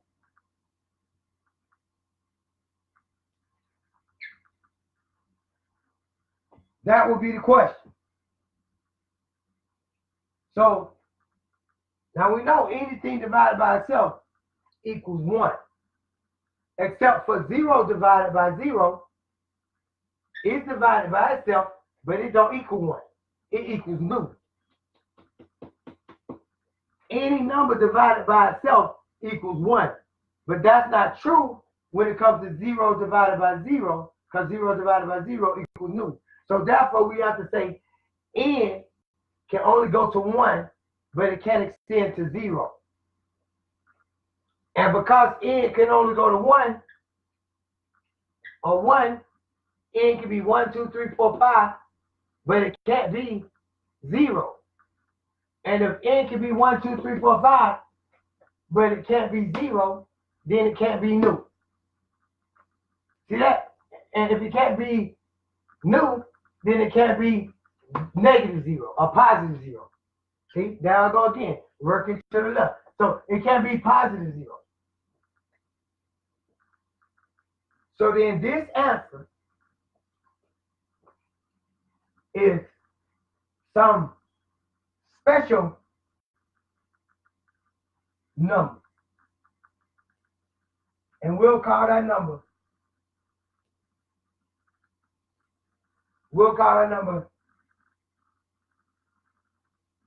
that right there. That'll be the symbol for that number. It's like an accent. You can write it like that, like a little slash, or you can write it like this. You can look it up online. It's called numerical code. Look up number code, and you'll see it. So this is going to represent this number right here. Okay? It looks like a 9, but it's like a small apostrophe. So that's the way it looks. So that, all of that, gonna equal that. Okay? So we're not saying what this number is, or exactly how we arrive at all of this, and how this number is not nu, 0, on, or 1. It's another number. That's for us to work out. But we know that when they say infinity, that we have to include all of this along with the infinity to be dealing with true infinity on both sides of that line in order to arrive at this number. We know that. So if we add up, if we divide these numbers by this number, we'll come up with 0. Give it. If we divide these numbers by this number, we'll come up with nu. Give it. But if we divide all of that by all of that, we can't come up with these two. We come up with something else. So what is? And that's math class, folks. That's new mathematics. That's new university. That's our way of doing mathematics. That's IAML. That's indigenous aesthetic mathematics and linguistics. That's everything. That's a lot of information for y'all to download and for y'all to watch as many times as y'all want until y'all figure it out, until y'all see what just happened here. All of the things you learned. You couldn't go, I promise you, you couldn't go to the highest level university and get none of this. None of it. Those were the highest level mathematicians in the world that you saw on Number File, on those videos. Those are the highest level mathematicians in the world. So what that make your child, if your child can learn this? Supercomputer. So, you know, and I don't want you to think that it's a day that I ever become frustrated, because there's no days when I'm frustrated like that. I don't get frustrated about that. I'm frustrated with my people sometimes and with my you know, my inability to express myself on that level sometimes. But I know it's all in divine time and it's by the will of the Most High. And my willpower is really nothing. I put forth willpower because sometimes I think like a human. But in all actuality, I know my willpower don't count. It counts for nothing.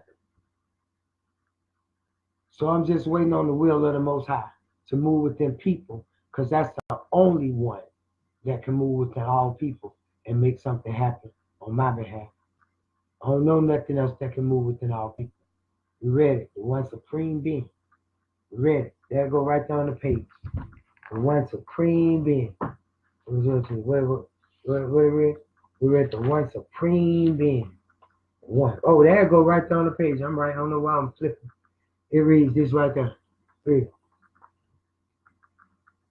Yeah. The one supreme being. Right there. Yeah. The mother. The mother right there at the bottom of the page. Right there. The mother. The one supreme being. The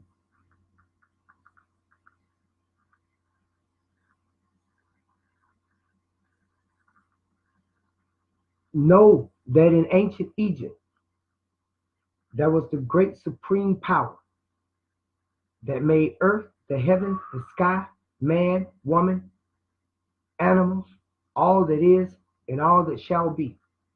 And these powers are the powers who gave the name nectar, which became nature, or Mother Nature. We call her Mother Ninja. So he started out saying, know that in ancient Egypt, there was the great supreme power. And the great supreme power was Mother Ninja. So that's what you have to know. That when I say the Most High, I'm talking about the great supreme power. I'm not talking about your spook God. Okay? So now, with all that said, we have 0, nu, un, and 1. We have these two new numbers. We learned that the inverse of those numbers, just like nu and un were once unknown and undefined or indeterminate, we now know that 4 times 0 is that question, and we now know that 0 times 4 is that question. And we now know that n times n is that question, and we now know that 0 times 0 is that question. The reason why 0 times 0 is that question is because it is square. Because 0 times 0 is 0 squared, but they say 0 squared don't exist. And 0 times 0 is 0 squared is not equal to just 0, if you will.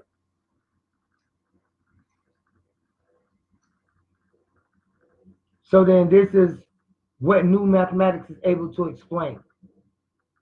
So we won't try to give it all. We can't give it all.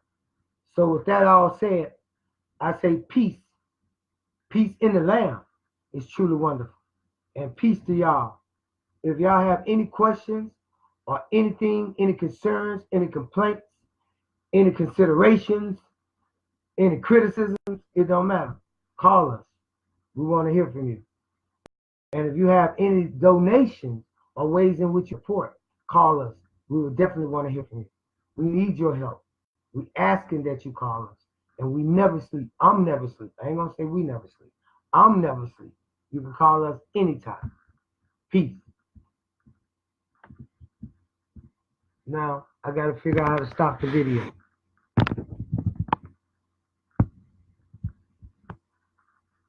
My mathematics. That's right, Ba.